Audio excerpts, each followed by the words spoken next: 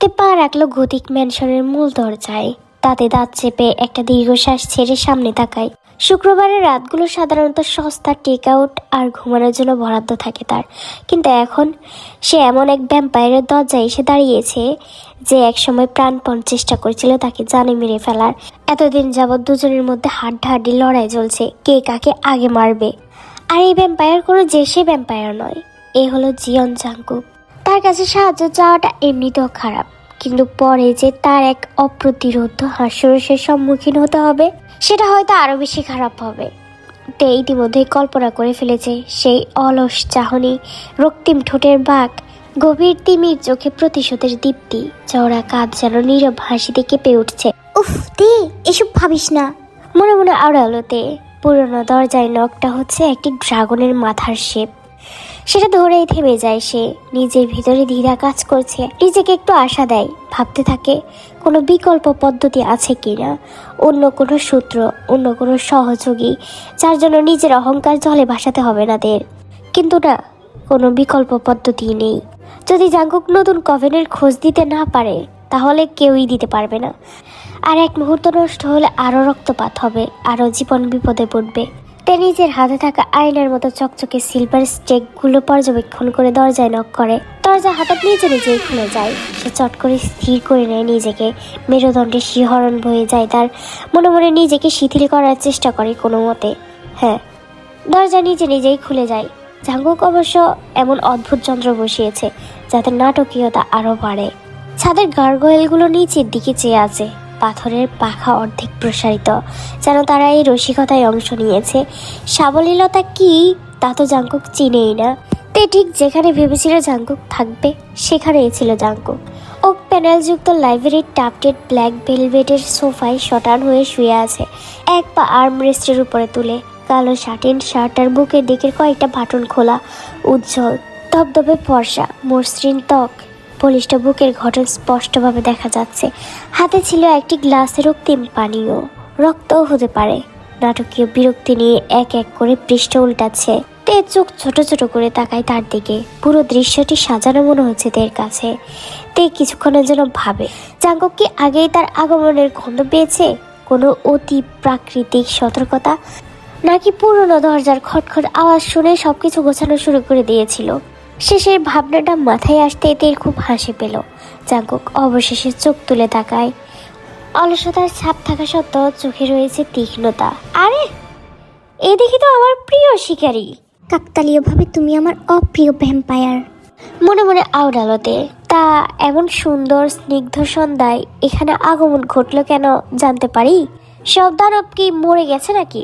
না, আসলে সরি তোমার পড়ায় ব্যাঘাত ঘটানোর জন্য।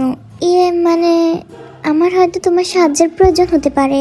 জাংকুক এক হাতে বই বন্ধ করে ভ্রুজ করে তের দিকে তাকায়। ও, এত মহান শক্তিশালী স্লেয়ার কিনা শেষ পর্যন্ত একটা নিচু খারাপ ভ্যাম্পায়ারের সাহায্য যাচ্ছে?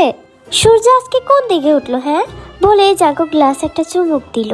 দেখো, অত জরুরি না হলে আমি এখানে আসতাম না। নতুন একটি কোভেন শহরে এসেছে আর ওরা। আমি জানি। তুমি জানো? আলবাত জানি। আমি ভ্যাম্পায়ার। আমি বুঝতে পারি কখন অন্যরা আমার এলাকা অনধিকারভাবে দখল করছে। তাহলে তুমি কিছু বললে না কেন? ভ্যাম্পায়ার শিকার করা আমার কাজ নয় জান, সেটা তোমার কাজ। জাংকুক ওয়াইনের গ্লাসে একটা চুমুক দিয়ে তের দিকে গম্ভীরভাবে দৃষ্টিপাত করে। আর যদি পুরো কোভেনটা ঢুকে পড়ে তাহলে কিন্তু তোমার আর তোমার মনস্টার হান্টার দলের ডিউটি খুবই বাজে হচ্ছে। আমরা তো ওদের খুঁজে বের করার চেষ্টা করছি, কিন্তু ওরা খুব ধুরন্ধর, ক্রমাগত এদিক ওদিক ঘুরে বেড়ায়।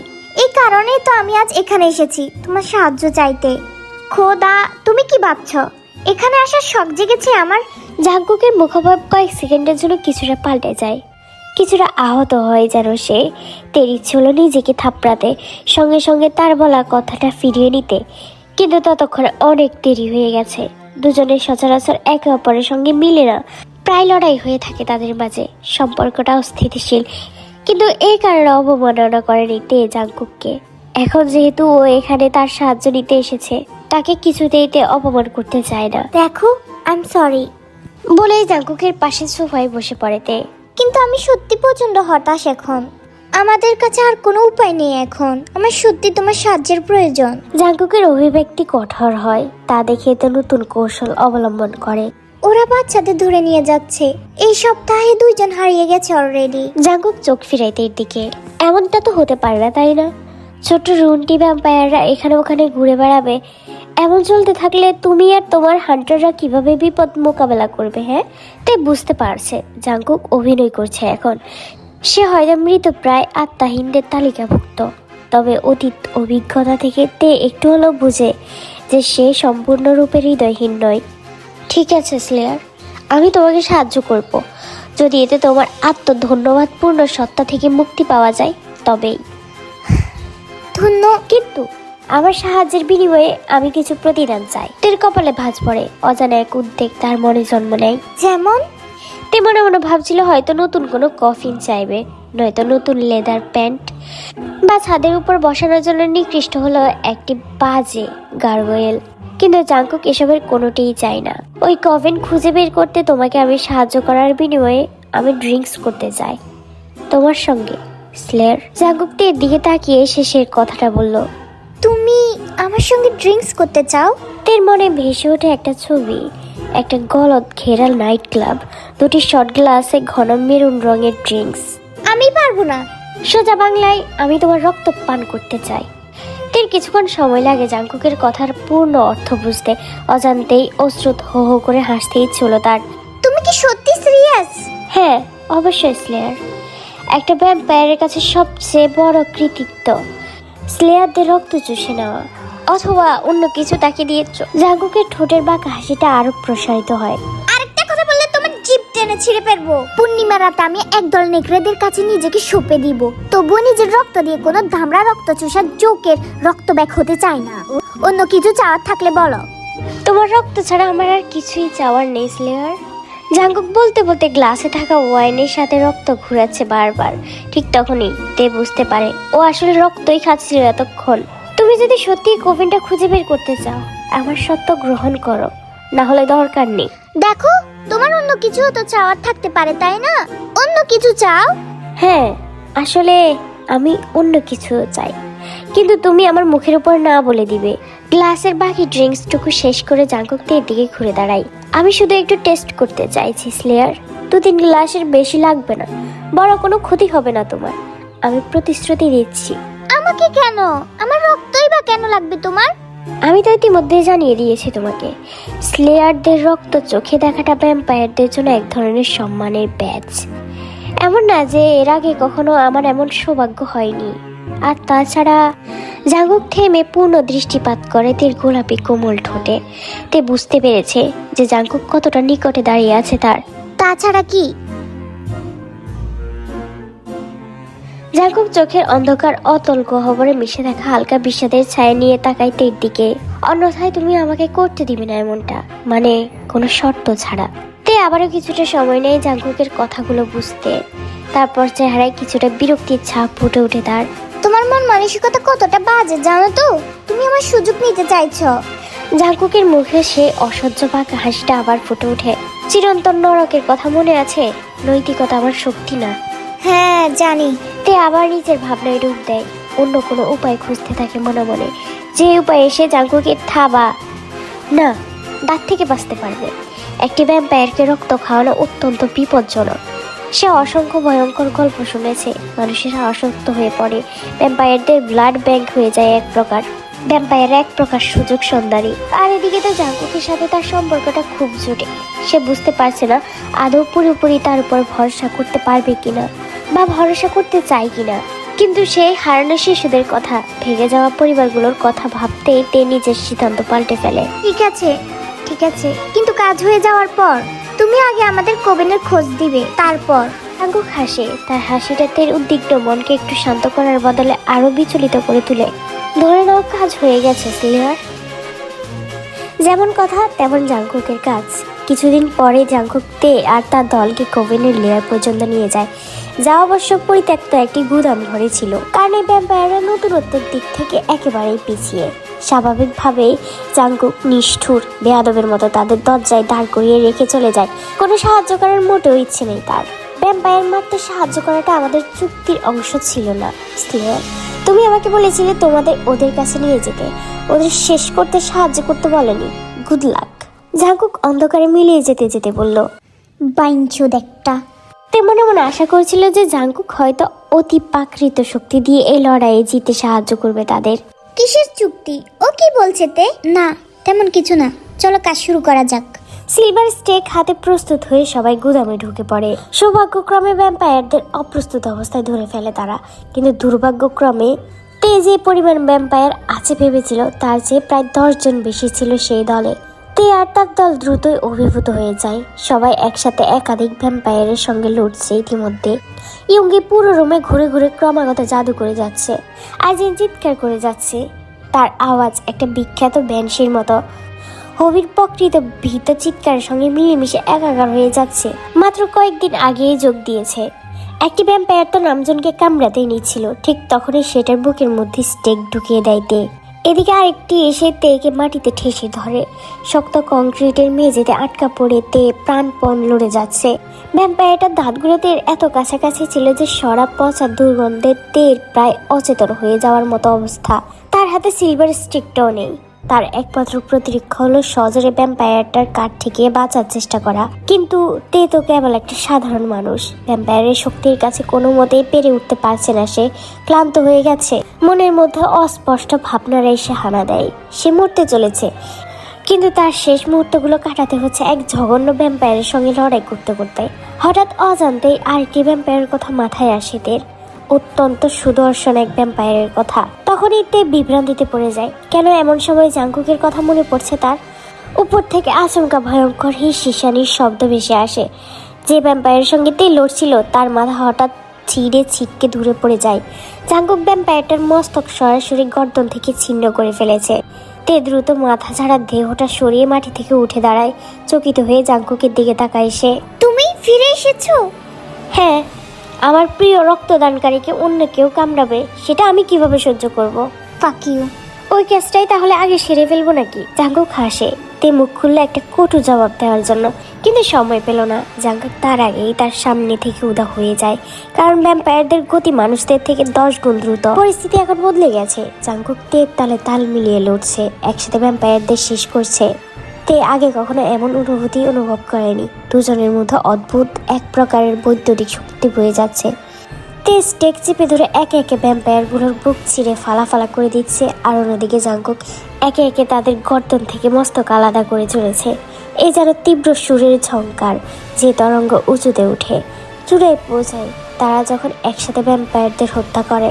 জাঙ্কুকে সেই তরঙ্গ ধরে রাখে। ভ্যাম্পায়ারগুলো ধুলো হয়ে বাতাসে মিশে যাচ্ছে। শেষে তে জাঙ্কুকের দিকে তাকিয়ে থাকে, শ্বাসরুদ্ধ, হাঁটু কিছুটা কাঁপছে। জাঙ্কুক এগিয়ে আসতে একসাথে নিজের মধ্যে উত্তেজনা আর অনিশ্চয়তার মিশ্রণ অনুভব করে তে। হঠাৎ হাত দিয়ে তের গাল ধরে বুড়ো আঙুল বুলায় তের গালে। ঠিক আছে তো? তে স্থির চোখে তাকিয়ে শুধু মাথা নাড়ে। ভালো। জাঙ্কুক কিছুক্ষণ তাকিয়ে থাকে তের দিকে। তেও বিমূঢ় হয়ে তাকিয়ে রয় জাঙ্কুকের দিকে। আকস্মিক জাঙ্কুক ঝুঁকে আসে তের দিকে, আর ঠিক তখনই তে মনে করে যে এই বুঝি জাঙ্কুক তাকে কিস করলো। কিন্তু না, সেটার পরিবর্তে জাঙ্কুক শুধু মুখ ঘুরিয়ে তের কানের কাছে ফিস ফিস করে বলল, আমাদের চুক্তির কথা আবার ভুলে যেও না স্লেয়ার। আমার বাড়িতে চলে এসো কাল রাতে, মধ্যরাতে। তে কিছু বুঝে ওঠার আগেই জাঙ্কুক চলে যায়। এত কি ঘুচুর ফুচুর করছিলে তোমরা? তে না বোধক মাথা নাড়ে। ক্লান্তি হাড়ে হাড়ে বয়ে যাচ্ছে। বলতে পারবো না চাইলেও। প্রতিশ্রুতি রক্ষার্থে পরের দিন রাতে তে আবার জাঙ্কুকের ভয়ানক গথিক ম্যানশনের দরজার সামনে এসে দাঁড়ায়। কি হবে ভাবতেই গা ছমছম করছে ভয়ে। মনে মনে প্রার্থনা করতে থাকে যদি সে একবার অতীতে ফিরে যেতে পারতো, তাহলে হয়তো নিজের অতীতের সত্তাকে এই ফালতু চুক্তি করার আগে থামাতে পারতো। কিন্তু যেমনটা ইয়ঙ্গি বলেছে, সময় নষ্ট করা মানে এক ধরনের জাদুবিদ্যা, যেটা সবসময় বিপজ্জনক ফল বয়ে আনে। সত্যি তে কেন আবার অতীতে ফিরে যেতে চাইছে? একটা দীর্ঘশ্বাস ছাড়ে তে। যত তাড়াতাড়ি সম্ভব কাজটা শেষ করবে ততই তার জন্য মঙ্গল। পরবর্তীতে যেন সে এমন একটা ভাব করতে পারে যে এমনটা কখনো ঘটেইনি। আর ভবিষ্যতে যতটা সম্ভব জাঙ্কুককে এড়িয়ে যেতে পারলেই বাঁচে। সম্ভব হলে সারা জীবনের জন্য। তবে নিজের কাছে কেন যেন নিজেকে একটু অকৃতজ্ঞ মনে হচ্ছে। যাই হোক না, ভ্যাম্পায়ারটা তো তার জীবন বাঁচিয়েছিল। যদি সে না থাকতো তে হয়তো আজ এখানে থাকতোই না, নিজের কর্মফল ভোগ করতে এখানে আসতে পারতো না। ড্রাগনের মাথায় নক করার জন্য হাত তুলতে দরজা নিজে নিজে খুলে যায়, ঠিক আগের মতোই। আর এবারও জাংকুক বা কেউই ছিল না দরজা খোলার জন্য। তে ভেতরে প্রবেশ করে, ঘুটঘুটে অন্ধকারে জাংকুককে খুঁজে বের করার চেষ্টা করে। হঠাৎ পেছনে দরজা বন্ধ হওয়ার শব্দে প্রায় আতঙ্কে লাফিয়ে ওঠে তে। হৃৎপিণ্ড এক প্রকার লাফাচ্ছে বুকের ভেতর। তে জাংকুককে খুঁজতে খুঁজতে একটার পর একটা রুমে ঘুরতে থাকে। লাইব্রেরিতেও নেই ওই ধামড়া ভ্যাম্পায়ারটা। হাজার হাজার বইয়ের মাঝে সবসময় শটান হয়ে আয়েসি ভঙ্গিতে শুয়ে থাকে, কিন্তু আজ নেই। ফর্মাল পার্লারও নেই, ডাইনিং এরিয়াতেও নেই, বিশাল বলরুমও নেই, যে দিকটাইতে একবার হোঁচট খেয়ে পড়ে যেতে নিচ্ছিল। জাংকুকের ফালতু বর্জোয়া ম্যানশনে এরকম একটা ফালতু বলরুম তো থাকবেই, যদিও ব্যবহার করে না। আধারের ঝাড়বাতি আর মরমরের মেঝেতে ময়লা জমেছে। চারপাশে মাকড়সারা বাসা বাঁধছে স্বাচ্ছন্দ্যে। তেতে মনে মনে ভীষণ খুশি হয়। যাক, আজকের জন্য বাঁচা গেল। খুশি মনে যখন বাড়ি ফিরে যাওয়ার জন্য ভুলভুলাইয়ের মতো হলই দিয়ে হেঁটে যাচ্ছিল, তখনই পেছন থেকে একটি দরজা খোলার শব্দ শুনে সে রুমটার ভেতর থেকে একটি গম্ভীর পুরুষালী কণ্ঠ ভেসে আসে, আমি এখানে স্লেয়ার। তাই ঘুরে তাকায়, দরজার ফাঁক দিয়ে দেখতে পায় জাংকুকের ফ্যাকাশে মুখ। দাঁতে দাঁত চেপে রুষ্ট চাহনি ফেলে তে লম্বা লম্বা পা ফেলে এগিয়ে যায় রুমটার দিকে। সে থেমে যায় দরজার ফ্রেমে, চারপাশটা একবার দেখে নেয় ভালো করে। দেওয়ালের এক পাশে ঠেসে লাগানো বিশাল এক 4 পোস্টারের বেড, কালো রঙের লেকারের কাঠ আর লাল শাটিন চাদর দিয়ে আচ্ছাদিত সেই খাটটা দেখে মনে হচ্ছে কোনো ড্রাকুলা অনুপ্রাণিত পর্ণ ফিল্মের সেট। আমাদেরকে কি এখানে ওসব করতে হবে? জাংকুকের হাত ধরে টেনে তাকে রুমের ভেতরে নিয়ে আসে। হ্যাঁ, তুমি চাইলে ডাইনিং রুমেও করা যায়। তোমাকে টেবিলের ওপর লম্বা করে শুয়ে তারপর আমি স্বর্গের সমস্ত পবিত্র জিনিসের কসম করে বলছি, যদি তুমি তোমার মুখটা বন্ধ না করো, তাহলে আমি আমার স্টেকটা দিয়ে তোমাকে মেরে ফেলবো। শুধু হুমকি দিতে পারবে, ফাঁকা কলস বাজে বেশি। তের মাথা থেকে পা অব্দি পর্যবেক্ষণ করে নেয় জাংকুক। তের ফেটফেটা ধূসর রঙের সোয়েট শার্ট আর বড় ভেগি প্যান্ট দেখে মুখ অবয়ব বিকৃত করে ফেলে সে। একটু সেজে গুজে আসলে কি খুব বড় সড়ো ক্ষতি হয়ে যেত তোমার? মজা করছো? আমি তো আমার ভালো জামার উপর রক্ত লাগাতে চাই না। আর তাছাড়া এটা তো কোনো ডেট নয়। তে থেমে জাংকুকের গায়ের পোশাকটা ভালো করে দেখে নেয়। লেস আপ কলার ও রাফলড কাপ সহ সাদা শার্ট, কালো ভেলভেটের টাক্সিডো প্যান্ট পরেছে সে। পায়ে চকচকে কালো লেদারের বুট, দেখে মনে হচ্ছে সদ্য পালিশ করা হয়েছে। ও মাই গড, তোমার মনে হয় এটা কোনো ডেট? না, মোটেও না স্লেয়ার। এত বোকা বোকা কথা বলবে না তুমি। যদি এটা সত্যি ডেট হতো, আমি তো তোমাকে সর্বপ্রথম বাইরে কোথাও নিয়ে যেতাম, আর তারপর তুমি আমার বিছানার উপর নগ্ন হয়ে পড়ে থাকতে আমার প্রাকৃতিক প্রলোভন শক্তির কারণে। তুমি খুব ভালো করেই জানো এখানে তুমি কেন এসেছো স্লেয়ার। তুমি এসেছো আমাদের ছোট চুক্তির জন্য তোমার দায় পূরণ করতে। জাংকুক এক পা করে এগিয়ে আসতে থাকে তের দিকে। তে স্বয়ংক্রিয়ভাবে পেছনে সরে যেতে থাকে, কিছুটা দূরত্ব বজায় রাখার চেষ্টা করে তাদের মাঝে, কিন্তু তখনই সে অনুভব করে পিঠ দেয়ালে ঠেকে গেছে তার। জাংকুক তার ঠিক সামনে মাথার পাশে হাত রেখে তাকে বন্দি করে ফেলেছে। তের হৃদস্পন্দন ক্রমাশই বৃদ্ধি পাচ্ছে, প্রতিটি প্রতিরক্ষা প্রবৃত্তি উপেক্ষা করতে কষ্ট হচ্ছে তার। জাংকুককে ঠেলে সরিয়ে দিতে চায়, কিন্তু সেটা তো করা যাবে না। ভ্যাম্পায়াররা এত কাছে থাকলে সাধারণত বিপদ বাড়ে। জাংকুকও হয়তো তার ব্যতিক্রম নয়। জাংকুক ভাগা হাসে তের অবস্থা দেখে। ভয় পেয়েছো স্লেয়ার? ইউইশ তেমনটা নয়, আমি চাই তুমি আমার কাছে স্বেচ্ছায় ধরা দাও। জাংকুক তের হাত ধরে নিজের ঘাড়ে পেঁচিয়ে নেয়। তে প্রচুর নার্ভাস হয়ে যায়। টোক গিলে সে জাংকুকের দিকে তাকায়। জাংকুক ঝুঁকে গিয়ে তের গলায় নাক ঘষতে শুরু করতে তের অস্বস্তি লাগতে শুরু করে। একটু তাড়াতাড়ি শেষ করা যায় না, যত দ্রুত সম্ভব? আমাকে তাড়া দিবে না, তুমি জানো না আমি কতদিন ধরে এই মুহূর্তটার জন্য অপেক্ষা করেছি। বলেই জাংকুক নরম চুম্বনে তের কানের লতি স্পর্শ করে। তে জাংকুকের কথার অর্থ বুঝে ভ্রু কুঁচকে ফেলে। সে একটি বোকা প্রশ্ন করতে মুখ খুলতে চায়, কিন্তু হঠাৎই জাংকুকের দাঁত তার ত্বক চিরে ঢুকতে তীব্র ব্যথায় কুঁকড়ে যাইতে, কিন্তু একটু পরে পায় পরিপূর্ণ তৃপ্তি। তের মুখ ফসকে বেরিয়ে আসে একটি মোহময় মৃদু আওয়াজ। হাঁটু ঢলে যেতে থাকে। যদি জাংকুক তার কোমর শক্ত করে ধরে না রাখতো, তাহলে এতক্ষণে মাটিতে লুটিয়ে পড়তো সে। একটা অদ্ভুত মিষ্টি শিশির অনুভূতি তার সমস্ত শরীরে ছড়িয়ে পড়ে। পুরো শরীর যেন হালকা মনে হচ্ছে, যেন সে শূন্যে ভাসমান। মনে হচ্ছে সে যেন মুহূর্তে উড়ে যেতে পারে, যেন জাংকুক তার সব ভয়, সন্দেহ আর উদ্বেগ চুষে নিচ্ছে। রেখে যাচ্ছে শুধু এই নেশা ধারণার স্বপ্নময় আনন্দ। তে ভারী নিঃশ্বাস ফেলে, চোখে অশ্রু জমাট বাঁধছে। এক হাতের আঙুল ডুবিয়ে দেয় জাঙ্কুকের রেশমি চুলে। পাখির পালকের মতো সে মাতাল ভাবনায় হারিয়ে যেতে থাকে। হাসি ফুটে মুখে সেই ভাবনায় মাথা ঝুঁকিয়ে জাঙ্কুককে আরো ভালোভাবে সুযোগ দেয়। ভেতরে এক কোমল উচ্ছ্বাস জেগে উঠেছে। জাঙ্কুক নামের ভ্যাম্পায়ারটা তার রক্ত পান করছে গল গল করে।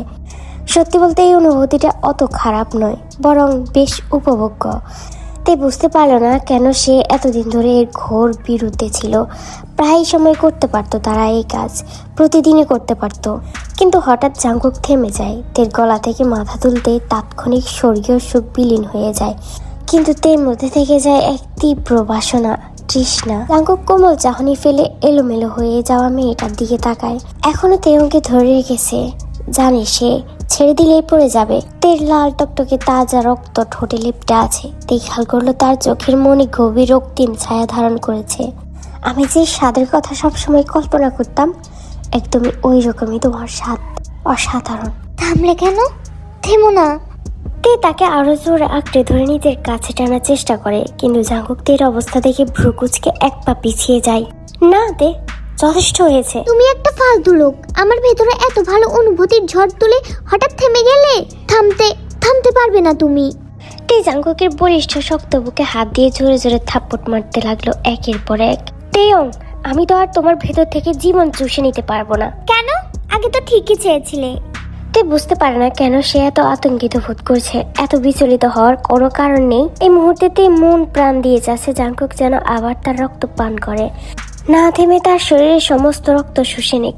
ভয় পাচ্ছে সে, এই ভেবে যে সে হয়তো আর কখনো এই জীবনে এমন অনুভূতি অনুভব করবে না। আমি বলেছি কিপ গোয়িং, রক্ত পিপাসু একটা। তে উন্মাদের মতো জাঙ্কুকের বুকে আঘাত করতেই থাকে। তেও থামো এবার। জাঙ্কুক শক্ত করে তের কবজি ধরে তাকে দেওয়ালের সঙ্গে আবারও ঠেসে ধরে। তারা উভয়ে ভারী নিঃশ্বাস নিচ্ছে। জাঙ্কুক তের এত কাছে চলে এসেছে যে তার প্রতিটি নিঃশ্বাস আষ্টে পড়ছে তের মুখের উপর। তে গুনতে পারবে জাঙ্কুকের চোখে প্রত্যেকটা পাপড়ি। সে মুগ্ধ দৃষ্টিতে তাকিয়ে দেখে জাঙ্কুকের চিবুক বেয়ে এক ফোঁটা রক্ত পড়ে যাচ্ছে তার শার্টের উপর। বিশ্বাস করো, আমি শুধু তোমার রক্তই পান করতে চাই। তুমি জানো না কতটা প্রলোভিত আমি। তোমার রক্তের ঘ্রাণ আমাকে বারবার টেনে নিয়ে যায় তোমার শরীর থেকে সমস্ত রক্ত শুষে নেওয়ার জন্য। তোমার শরীরের প্রত্যেকটা রক্তকণিকে আমি শুষে নিতে চাই, কিন্তু আমি সেটা করব না। তোমার কোনো ক্ষতি হোক সেটা আমি চাই না, জান। এখন কি তুমি আমাকে দরদ দেখাচ্ছ? ওই রকমই কিছু। জাঙ্কুকের মুখোপায়ব আবার কঠিন হয়ে যায়। তেকে ভালোভাবে পর্যবেক্ষণ করে নেয় সে, দৃষ্টি আগুনের মতো গরম। চাইলে আমি তোমাকে অন্যভাবে খুশি করতে পারি, অন্যভাবে ওই অনুভূতি অনুভব করাতে পারি, যদি তুমি আমাকে সুযোগ দাও। তবে জাঙ্কুক ঠিক কি ধরনের প্রস্তাব দিচ্ছে সেটা বোঝার জন্য খুব বেশি জ্ঞানী হওয়া লাগে না। তেরও সময় লাগলো না। হৃৎপিণ্ড দ্রুত গতিতে স্পন্দিত হচ্ছে। কিছু না ভেবে তে হাল ছেড়ে দেয়। মস্তিষ্ক ভাব শূন্য এই মুহূর্তে। আরও এগিয়ে যায় জাঙ্কুকের দিকে। রক্ত লেগে থাকা ঠোঁটের ঠোঁট চেপে সম্মতি জানায় সে। চোখ জোড়া শক্ত করে বন্ধ করে নেয়। তে ভেবেছে নিজের রক্ত জিহ্বার ডগায় লাগতে হয়তো বমি করে দিবে সে, কিন্তু না। রক্তের স্বাদের সঙ্গে জাঙ্কুকের অপ্রত্যাশিত মিষ্টি লালপার মিশ্রণে অনুভূতিটা যেন দ্বিতীয় স্বর্গীয় সুখ মনে হলো। তে খুব দ্রুতই আসক্ত হয়ে যায় আর আরো পাওয়ার আকাঙ্ক্ষায় মুখ খুলে। জাঙ্কুকের হাত ছেড়ে নিজের হাতের কোমরে পেঁচিয়ে তাকে আরো কাছে টেনে আনে। দুজনে একে অন্যের গায়ের সাথে লিপটে যায় একদম। নিঃশ্বাসের সাথে নিঃশ্বাস মিশে যাচ্ছে। একে অন্যের গায়ের উষ্ণতা টের পাচ্ছে খুব ভালো করে। তাদের মাঝে কোনো প্রকার দূরত্বই রইল না। জাঙ্কুক তার ঠোঁট জোড়া লিক করতে তে অস্ফুট স্বরে হুঙ্গিয়ে ওঠে। আরো এক দফা তার চিত্ত পুলকিত হয়ে যায়। শরীরের প্রত্যেকটি শিরায় শিরায় বয়ে যায় শিহরণ। তারপর সে অনুভব করে শূন্যে ভাসছে সে। একটু পর জাঙ্কুক তুলোর ন্যায় বিছানায় ফেলে দেয় তাকে। দুজনের শরীর একজোট হয়ে উত্তাপের আলিঙ্গনে আষ্টে পৃষ্ঠে জড়িয়ে যায়। তে এই মনুষ্য ভ্যাম্পায়ারের লড়াইয়ে যোগ দেওয়ার পর থেকে প্রায়শই ভাবতো ভ্যাম্পায়ারের সঙ্গে শারীরিক সম্পর্ক কেমন হতে পারে। এই ভাবনাটি কি জাঙ্কুকের সঙ্গে দেখা হওয়ার পর তার মাথায় এসেছে? সম্ভবত, তবে সে কখনো স্বীকার করবে না। মাঝে মাঝে কল্পনা করতো হয়তো রোমাঞ্চকর একটা অভিজ্ঞতা হবে এটা। ভ্যাম্পায়াররা তো মৃত প্রায় প্রাণী, কিন্তু দেখা হলো জাঙ্কুকের সঙ্গে সবকিছুই উষ্ণ লাগছে। এত উষ্ণ যে যখন জাঙ্কুক তার জামা খুলছিল তখন তের সম্পূর্ণ শরীর রক্তবর্ণ ধারণ করে। শেষে গিয়ে জাঙ্কুক তেকে নিজের কোলে বসিয়ে তের গলায় দাঁত বসিয়ে দেয়, আবারও শুষে নিতে থাকে তের রক্ত। এমন এক পরিস্থিতিতে জাঙ্কুকের এই কর্মটা তের সর্বাঙ্গে কাঁপন ধরায়। সারা রাত চলতে থাকে তাদের উন্মাদনা। জাঙ্কুকের সহনশীলতা ছিল তের আগ্রাসনের মতোই অনবরত। শেষে যখন দুজনে নরম বিছানায় লুটিয়ে পড়ে, তখন ভোরের সোনালি আলো জাঙ্কুকের লাল ভেলভেট পর্দার ফাঁক দিয়ে আস্তে আস্তে ঢুকতে শুরু করেছে। কাজটা কি ভুল ছিল? বালিশে মুখ গুজে জিজ্ঞেস করে তে। শরীর প্রায় অসাড় হয়ে গেছে। সারা রাতের তীব্রতায় তার শরীর ব্যথায় জর্জরিত হয়ে আছে। জাঙ্কুক তের কাঁধে আলতো চুমু দিয়ে বলল, আসলে একে অপরকে মেরে ফেলার চেয়ে এটা অনেক ভালো না?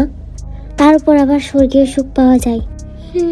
মাথা উঁচু করে জাঙ্কুকের চোখে দৃষ্টি নিবদ্ধ করে কিছুক্ষণের জন্য তারা এক অপরের দিকে তাকিয়ে থাকে।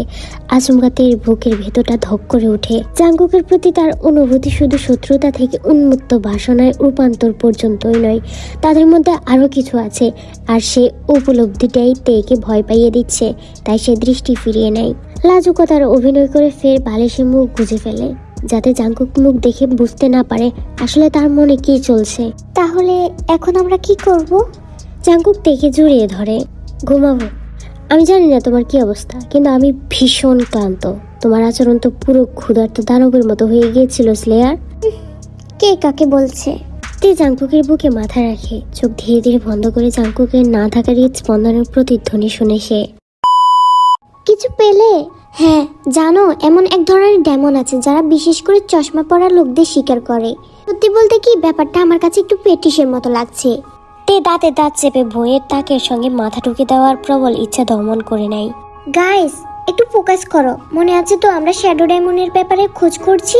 সমস্যাটা হলো এই যে শ্যাডো ডেমন, এটা খুব বিস্তৃত শ্রেণীর প্রাণী। আমরা নির্দিষ্ট একটার খোঁজ করছি। সম্ভবত নামটা উচ্চারণই করা যাবে না, এত কঠিন নাম হয় এদের, আর মারার উপায় নেই বললেই চলে। ইয়ঙ্কি যে বইটা উল্টে পাল্টে দেখছিল, তার পাতা উল্টাতে উল্টাতে মুখটা গম্ভীর হয়ে ওঠে। মানে ফাইনাল বস টাইপ? বাজিলিয়ন এইচপি? ল্যাটিন লেখাগুলো থেকে চোখ তুলে জিমিন বলে, ধরো সেরকমই কিছু। আমরা যেসব ক্যানন ফডার টাইপ শত্রুর সঙ্গে সাধারণত লড়ি, এটা ওই রকম না। না, আমাদের চেনা জানা গডপোর্তা ভ্যাম্পায়ার গুলোর মধ্যে একটা। তে একটা দীর্ঘশ্বাস ছেড়ে চারপাশে তাকায়। প্রাচীন গ্রন্থে বোঝায় সুউচ্চ বইয়ের তাক। ইস, যদি এই দুনিয়াটা ভিডিও গেমের মতো হতো, এক্সট্রা লাইফ, ফিলকুলেরি স্টার্ট, সব কত সহজ হতো। কিন্তু শ্যাডো ডেমন কোনো পরিচিত শত্রু নয়। এর আগে এমন কিছুর মুখোমুখি তারা হয়নি। প্রথমবার সেটার পেছনে ছুটতে গিয়ে তে আর তার মনস্টার হান্টার দল প্রায় মরেই যাচ্ছিল।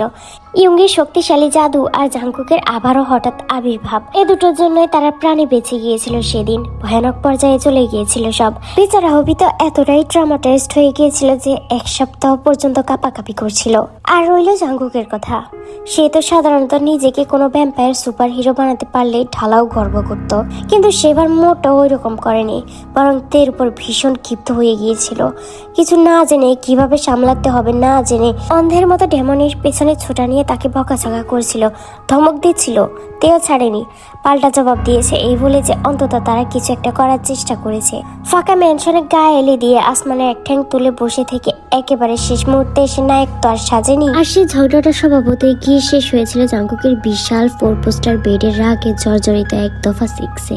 স্পষ্টতই তাদের সম্পর্কটা তখনও জটিল ছিল, তবে উত্তপ্ত অন্তরঙ্গতার বাইরেও এক ভ্যাম্পায়ারের সঙ্গে ফেমিনিস্ট উইথ বেনিফিটস সমীকরণের কিছু সুবিধা আছে।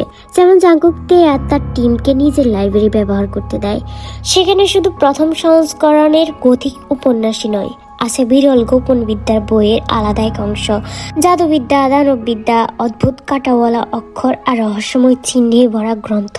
শত শত বছরের পুরনো বই, যেগুলোর মধ্যে জমে আছে আলো থেকে বহুদিন লুকিয়ে থাকা অন্ধকার জ্ঞান। তে যখনই ইয়ঙ্গিকে বলছিল যে জাঙ্কুক কোনো এক রহস্যময় কারণে নিজের লাইব্রেরি তাদের ব্যবহার করতে দিচ্ছে, ইয়ঙ্গি তো প্রায় আনন্দে অজ্ঞানী হয়ে যাচ্ছিল। ভ্যাম্পায়ারটা কেন হঠাৎ মত বদলালো সে জানে না। ভাগ্য ভালো ইয়ঙ্গি খুব বেশি প্রশ্ন করেনি, তবে একটাই সত্য ছিল, যখনই তার দল কোনো কিছু রিসার্চ করতে আসবে তেকে উপস্থিত থাকতে হবে। আমি চাই না তোমাদের ভ্যাম্পায়ার হান্টার বাহিনী যখন খুশি তখন আমার বাড়িতে ঢুকে পড়ুক। আমার লাইব্রেরির নিরিচিরে দেখার আগে আমার অনুমতি চাইবে। আর হ্যাঁ, প্রতিবারই তোমার উপস্থিতি বাধ্যতামূলক। বোঝা গেল? অন্তরঙ্গ মুহূর্ত কাটানোর পর আলস্য ভঙ্গিতে বিছানায় শুয়ে শুয়ে জাঙ্কুক বলেছিল সেদিন। Okay deal.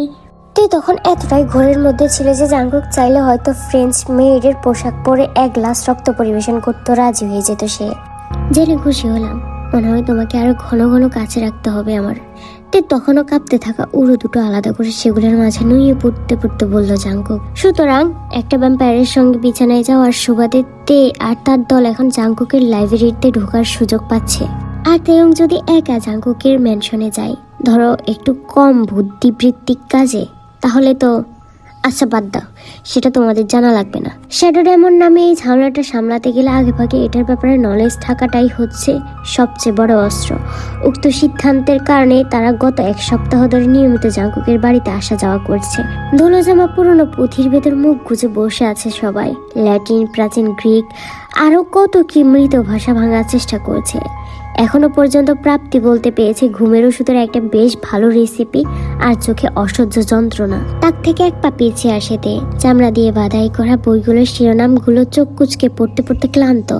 দীর্ঘশ্বাস ফেলে এদিক ওদিক মাথা কাত করে ঘাড় মটকায়। মনে হচ্ছে লাইব্রেরির প্রায় সব বই উল্টে পাল্টে দেখা হয়ে গেছে, অথচ কোনো লাভ হয়নি। তারপর ভ্যাম্পায়ারটার এই সত্য যে লাইব্রেরি ব্যবহার করতে হলে তাকে থাকতেই হবে, মানে সে আগের মতো নিয়মিত টহলে যেতে পারবে না। ব্যাপারটা থেকে অস্থির আর খিটখিটে করে তুলছে। আবার বাইরে গিয়ে দু একটা ভ্যাম্পায়ারের বুকে স্টেক ঢুকাতে পারলে একটু ভালো লাগতো। এখনো এখানে আছো তোমরা? তিনজনে সে গম্ভীর কণ্ঠের উৎসের দিকে তাকায়। লাইব্রেরির দরজায় দাঁড়িয়ে আছে জাঙ্কুক। মুখ অবয়ব দেখে মনে হচ্ছে না যে তার লাইব্রেরি এখনো দখল হয়ে আছে বলে সে খুব খুশি, বরং যেভাবে সে ক্ষুধার্ত দৃষ্টিতে তের দিকে তাকিয়ে আছে তাতে মনে হচ্ছে সমস্যাটাই ইয়ুঙ্গি আর জিমিন। ওরা কেন এখনো এখানে? তে অজান্তেই জাঙ্কুকের গায়ের পোশাক আশাক ভালো করে দেখে নেয়। কালো শাটিন শার্টের বোতাম প্রায় সবগুলোই খোলা, পেশিবহুল বুক স্পষ্ট, টান টান কালো ট্রাউজার কল্পনার জন্য কিছুই ছেড়ে দেয়নি। জাঙ্কুকের চোখে অধৈর্যের ঝিলিক। তে টের পেল তার মুখটা গরম হয়ে উঠেছে। হঠাৎ তার মনে হলো দু একটা ভ্যাম্পায়ারকে স্টেক দিয়ে মারার বদলে একটা নির্দিষ্ট ভ্যাম্পায়ারের সাথে কিছু সুখের ঘনিষ্ঠ মুহূর্ত কাটানোই হয়তো এখন তার মন ভালো করার সবচেয়ে কার্যকর উপায় হবে। কিছুই পাওয়া যায়নি। ভাবছিলাম এখানে অন্তত কিছু একটা পাওয়া যাবে। ইয়ুঙ্গিতে আর জাঙ্কুকের মাঝের বিদ্যুৎ ছলকানির মতো টান টান উত্তেজনাটা মোটেও বুঝলো না। দুঃখের বিষয়, তাহলে আজকের জন্য লাইব্রেরি বন্ধ। জাঙ্কুকের চোখ এক মুহূর্তের জন্য তের থেকে সরে না। ইয়ুঙ্গি আর জিমিন ইঙ্গিতটা বুঝে নিজেদের জিনিসপত্র গোছাতে শুরু করে, কিন্তু তে মাথা নিচু করে তাদের পাশে দাঁড়িয়ে থাকে। ফাটা চামড়ার বাঁধাই করা বইয়ের উপর আঙুল বুলাচ্ছে সে। হঠাৎ জাঙ্কুকের চোখে চোখ রাখতে লজ্জা লাগছে তার। এতদিন ধরে তারা একে অপরের সঙ্গে ছিল, তবুও বদ্ধ করে জাঙ্কুকের সঙ্গে একা থাকলে পেটের ভেতর হাজারটা প্রজাপতি টানা মেলতে শুরু করে। তুই যাবি না তে? দরজার দিকে যেতে যেতে ইয়ুঙ্গি জিজ্ঞেস করে। একটু পর যাব, আমার জাঙ্কুকের সাথে একটু কথা আছে।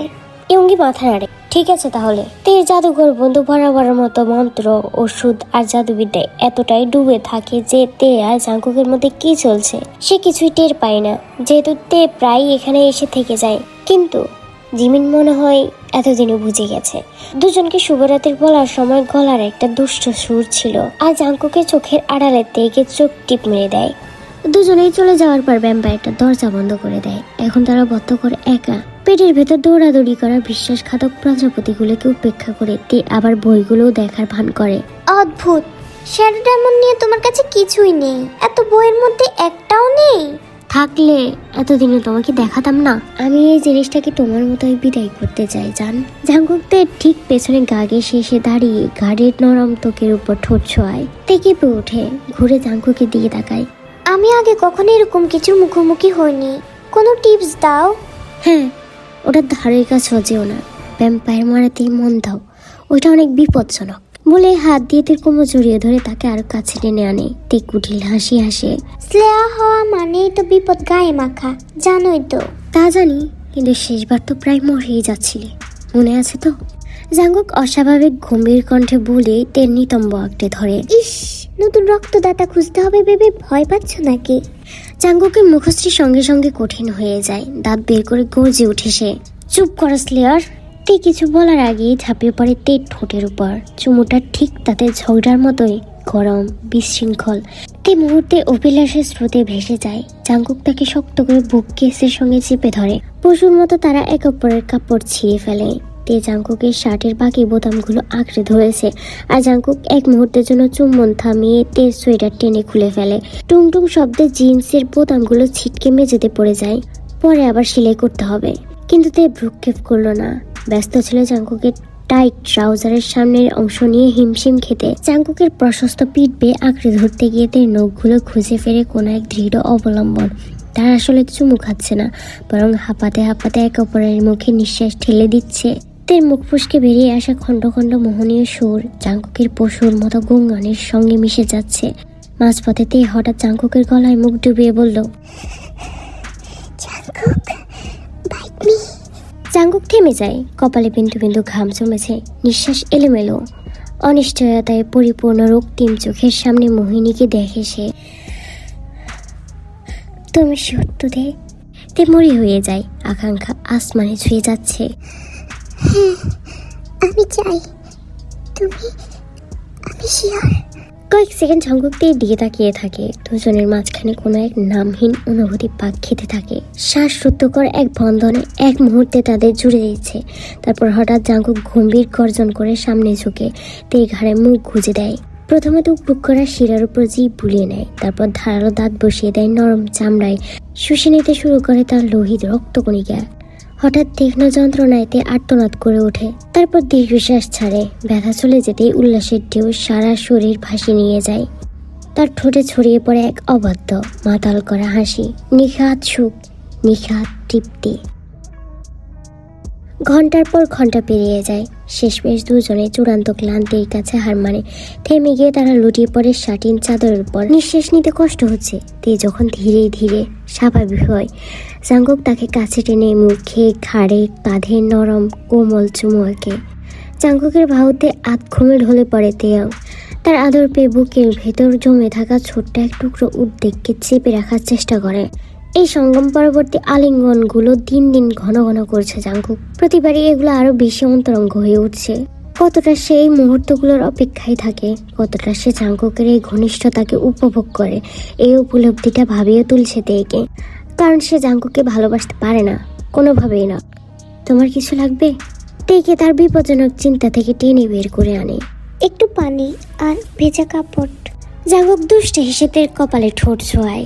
নিয়ে আসছি জান। জাংকুক বিছানা থেকে ওঠার সময়তেই তাকিয়ে থাকে, তার নগ্ন শরীরের প্রতিটি রেখা উপভোগ করে। ট্রাউজার পরার সময় জাংকুকের শক্তপোক্ত নিতম্বে আটকে যায় তার চোখ। জাংকুক ঘাড় ঘুরিয়ে তাকে দেখতে পায়, বাঁকা হাসি খেলে যায় ঠোঁটে। আত্মবিশ্বাসী ভঙ্গিতে ঘর ছাড়ে, স্পষ্টই বোঝা যায়। তের দৃষ্টি দেখে সে বেশ তৃপ্ত। তে জানে ফিরে এসে জাংকুক আবার আরেক দফার জন্য আবদার করে বসবে। সে দীর্ঘশ্বাস ছাড়ে। অতিমানবীয় সহন শক্তির অধিকারী কারোর সঙ্গে অতিরিক্ত ঘনিষ্ঠ হওয়ার ফল এটাই। অন্যমনস্ক হয়ে ঘরটার দিকে চোখ বোলাতেই তার নজর পড়ে বেড সাইড টেবিলে বইয়ের স্তূপের দিকে। কনইয়ের উপর ভর দিয়ে সেগুলো টেনে নেয় নিজের কাছে। ভ্যাম্পায়ারটা কি ধরনের বই পড়ে সেটা জানার কৌতূহল তার বরাবরের। সাধারণত পূর্ণগতিক উপন্যাস, এডগার অ্যালান পোয়ের গল্প। কারণ জাংকুক যদি কিছু হয় তবে একটা চলমান ক্লিশে। যদিও সে একবার জঞ্জিত ইজুমাকির একটা কপি পেয়েছিল। কে ভেবেছিল শতাব্দী প্রাচীন ভ্যাম্পায়ার কিনা মাঙ্গা পড়ছে। প্রথম বইটা চার্লেট ব্রন্থের লেখা জেন এর। একদমই অবাক হওয়ার মতো কিছু না। দ্বিতীয় বইটা দেখে তে চোখ ঘোরায়, ব্রেম স্টকারের লেখা ড্রাকুলা। ভাবা যায় একজন ভ্যাম্পায়ার এমন বই পড়ছে। হয়তো তার গথিক ভিক্টোরিয়ান ম্যানশন অ্যাস্থেটিক ভাবে সাজানোর অনুপ্রেরণার জন্যই। তৃতীয় বইটা অবশ্য সে সঙ্গে সঙ্গে চিনতে পারে না। পুরনো, সাদামাটা কালো চামড়ায় বাঁধাই করা, লেখাগুলো ফিকে। শিরোনাম পড়তে তাকে চোখ কুচকাতে হয়, শ্যাডো ডেমন্স অ্যান্ড দেয়ার ইল্ক। এর বুকের ভেতরটা ধক করে ওঠে। এটাই তো সেই বই যেটা তারা এতদিন ধরে হন্যে হয়ে খুঁজছে। আর এই বইটাই কিনা জাংকুক নিজের শোবার ঘরে লুকিয়ে রেখেছে তাদের কাছ থেকে, তার কাছ থেকে। সন্দেহ দানা বাঁধে তার মনে। তবে কি জাংকুক? সে নিচু হয়ে বেডসাইড টেবিলের ড্রয়ার খুলে।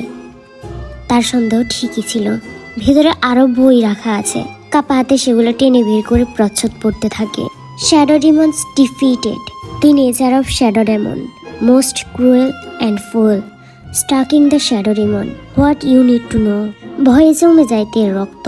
এগুলো তো সেই অস্ত্র যেগুলো দিয়ে তারা শ্যাডো ডিমনকে খুঁজে বের করে ধ্বংস করতে পারবে। জাংকুক এগুলো লুকিয়ে রেখেছে। পায়ের শব্দ শুনে তে মাথা তুলে দেখে জাংকুক দরজা ঠেলে ঢুকছে, হাতে গ্লাস পানি আর ভেজা কাপড়। স্লেয়ার, তোমাকে পরিষ্কার করে তারপর আবার আমরা। জাঙ্কুকের গলায় কথাগুলো আটকে যায়। তার চোখ পড়ে তের কোলে থাকা বইগুলোর উপর। দীর্ঘ এক মুহূর্ত তারা এক অপরের দিকে তাকিয়ে থাকে। তারপর জাঙ্কুক একটা গভীর শ্বাস নেয়, মুখে বিষাদের ছায়া। তে, শোনো। তুমি একটা আস্ত নিমুখারাম লোক। তে ড্রাকুলার বইটা ছুঁড়ে মারে জাঙ্কুকের দিকে। বইটা জাঙ্কুকের বুকের সাথে লেগে নিস্তেজ শব্দে মেঝেতে পড়ে যায়। সপ্তাহের পর সপ্তাহ ধরে আমরা ওই জিনিসগুলোর পেছনে ঘুরছি।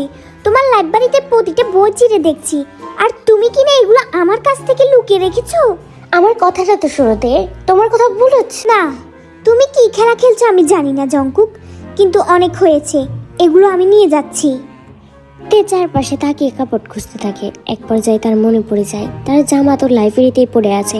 সম্পূর্ণ নগ্ন অবস্থায় সে জাঙ্কুককে পাশ কাটিয়ে বেরোতে উদ্যত হয়। তে প্লিজ দাঁড়াও। জাঙ্কুক তের হাত চেপে ধরে। তে তার দিকে এমনভাবে তাকায় যেন আর একটু হলে জাঙ্কুকের মুখে সে থুথু ছুঁড়ে মারবে। সে বিশ্বাস করতে পারছে না এই ভ্যাম্পায়ারের সামনে সে নিজের দুর্বল দিক প্রকাশ করেছিল। বিশ্বাস করতে পারছে না সে এক আত্মাহীন, নৈতিকতাহীন সত্তার মোহে পড়েছিল, বিশ্বাস করেছিল তাকে। আর সবচেয়ে বেশি ঘৃণা লাগছে নিজের উপর, এই ভেবে যে জাঙ্কুকের ভেতর এখনো সামান্য ভালো কিছু আছে বলে সে আশা করেছিল। সে মনে করেছিল ভ্যাম্পায়ারটা হয়তো কেবল শারীরিক লালসার চেয়েও বেশি কিছু অনুভব করে। ভালো হয়ে গেছে, এতটা বোকা হওয়ার শাস্তি ছিল এটা, এটা তার প্রাপ্য ছিল। তে, আমি বইগুলো লুকিয়েছিলাম কারণ আমি চাইনি তুমি আঘাত পাও। ওই ডেমনটা সাধারণত দানব নয়, ওটা ভয়ঙ্কর শক্তিশালী, আর সেবার তো তোমাকে প্রায় মেরেই ফেলেছিল। তোমার কিছু হয়ে যাক এমন ভাবনা আমি সহ্য করতে পারি না। এক মুহূর্তের জন্য তে তো প্রায় বিশ্বাসই করে ফেলেছিল জাঙ্কুক সত্যি তার প্রতি আন্তরিক, কিন্তু তারপর সে নিজেকে ধাতস্থ করে নেয়। বরফের মতো ঠান্ডায় মুঠো নিজের হৃদয়ে চেপে ধরে। তোমার পছন্দের ফাঁকটয়ের কিছু হোক, এই ভাবনা তোমার পছন্দ না, ব্যাস। জাঙ্কুক তের কথা শুনে কেঁপে ওঠে, আর সেই দৃশ্যটা তে উপেক্ষা করে জাঙ্কুকের হাত থেকে নিজেকে ছাড়িয়ে নেয়। আমার কাছ থেকে দূরে থাকবে, আর যদি আমার ধারে কাছে আসারও চেষ্টা করো আমি তোমাকে মেরে ফেলবো জাঙ্কুক, কথা দিচ্ছি। তে প্লিজ। কিন্তু তে আর কোনো কথা শুনে না। শেষবার মতো ঘৃণা ভরা দৃষ্টিতে তাকিয়ে বইগুলো বুকে চেপে ধরে সে ঘর ছেড়ে বেরিয়ে যায়, লাইব্রেরির দিকে এগোয়। তারপর সোজা ম্যানশন থেকে বেরিয়ে যায়। ভাগ্য ভালো জাঙ্কুক তার পিছু নেয়নি। তে তৎক্ষণাৎ গোপনে আশা করেছিল যে সে হয়তো অনুসরণ করবে, কিন্তু জাঙ্কুক সেটা না করায় তে তৎক্ষণাৎ সে ভাবনাটা ঝেড়ে ফেলে দেয়। এখন তার মাথায় জায়গা আছে শুধু একটা জিনিসের জন্য, এই বইগুলো দলের কাছে পৌঁছে দেওয়া, যাতে তারা পড়তে পারে, বুঝতে পারে, আর ওই ড্রেমনটাকে মেরে ফেলতে পারে। কিন্তু জাঙ্কুকের প্রাসাদ থেকে ঝড়ের গতিতে বেরিয়ে এলো। জাঙ্কুকের বিষণ্ণ মুখের ছায়াটা অনেকক্ষণ ধরে তে স্মৃতিতে জ্বলজ্বল করতে থাকে। জাঙ্কুক দীর্ঘশ্বাস ছেড়ে ঠিক সেই জায়গাটাতে গিয়ে দাঁড়ায় যেখানে দাঁড়িয়ে গত কয়েক রাত ধরে সে পাহারা দিচ্ছিল।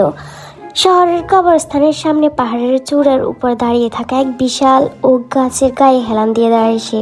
নিচেতে সমাধি ফলকের ফাঁকে ফাঁকে ঘুরে বেড়াচ্ছে, জল শক্ত করে হাতের মুঠোয় একটা জিনিস শক্ত করে সামনে ধরে রেখেছে। ডিটেকটিভ যন্ত্রের মতো এদিক ওদিক নাড়াচ্ছে ক্ষণে ক্ষণে। জাঙ্কুক জানে না আসলে ওটা কি।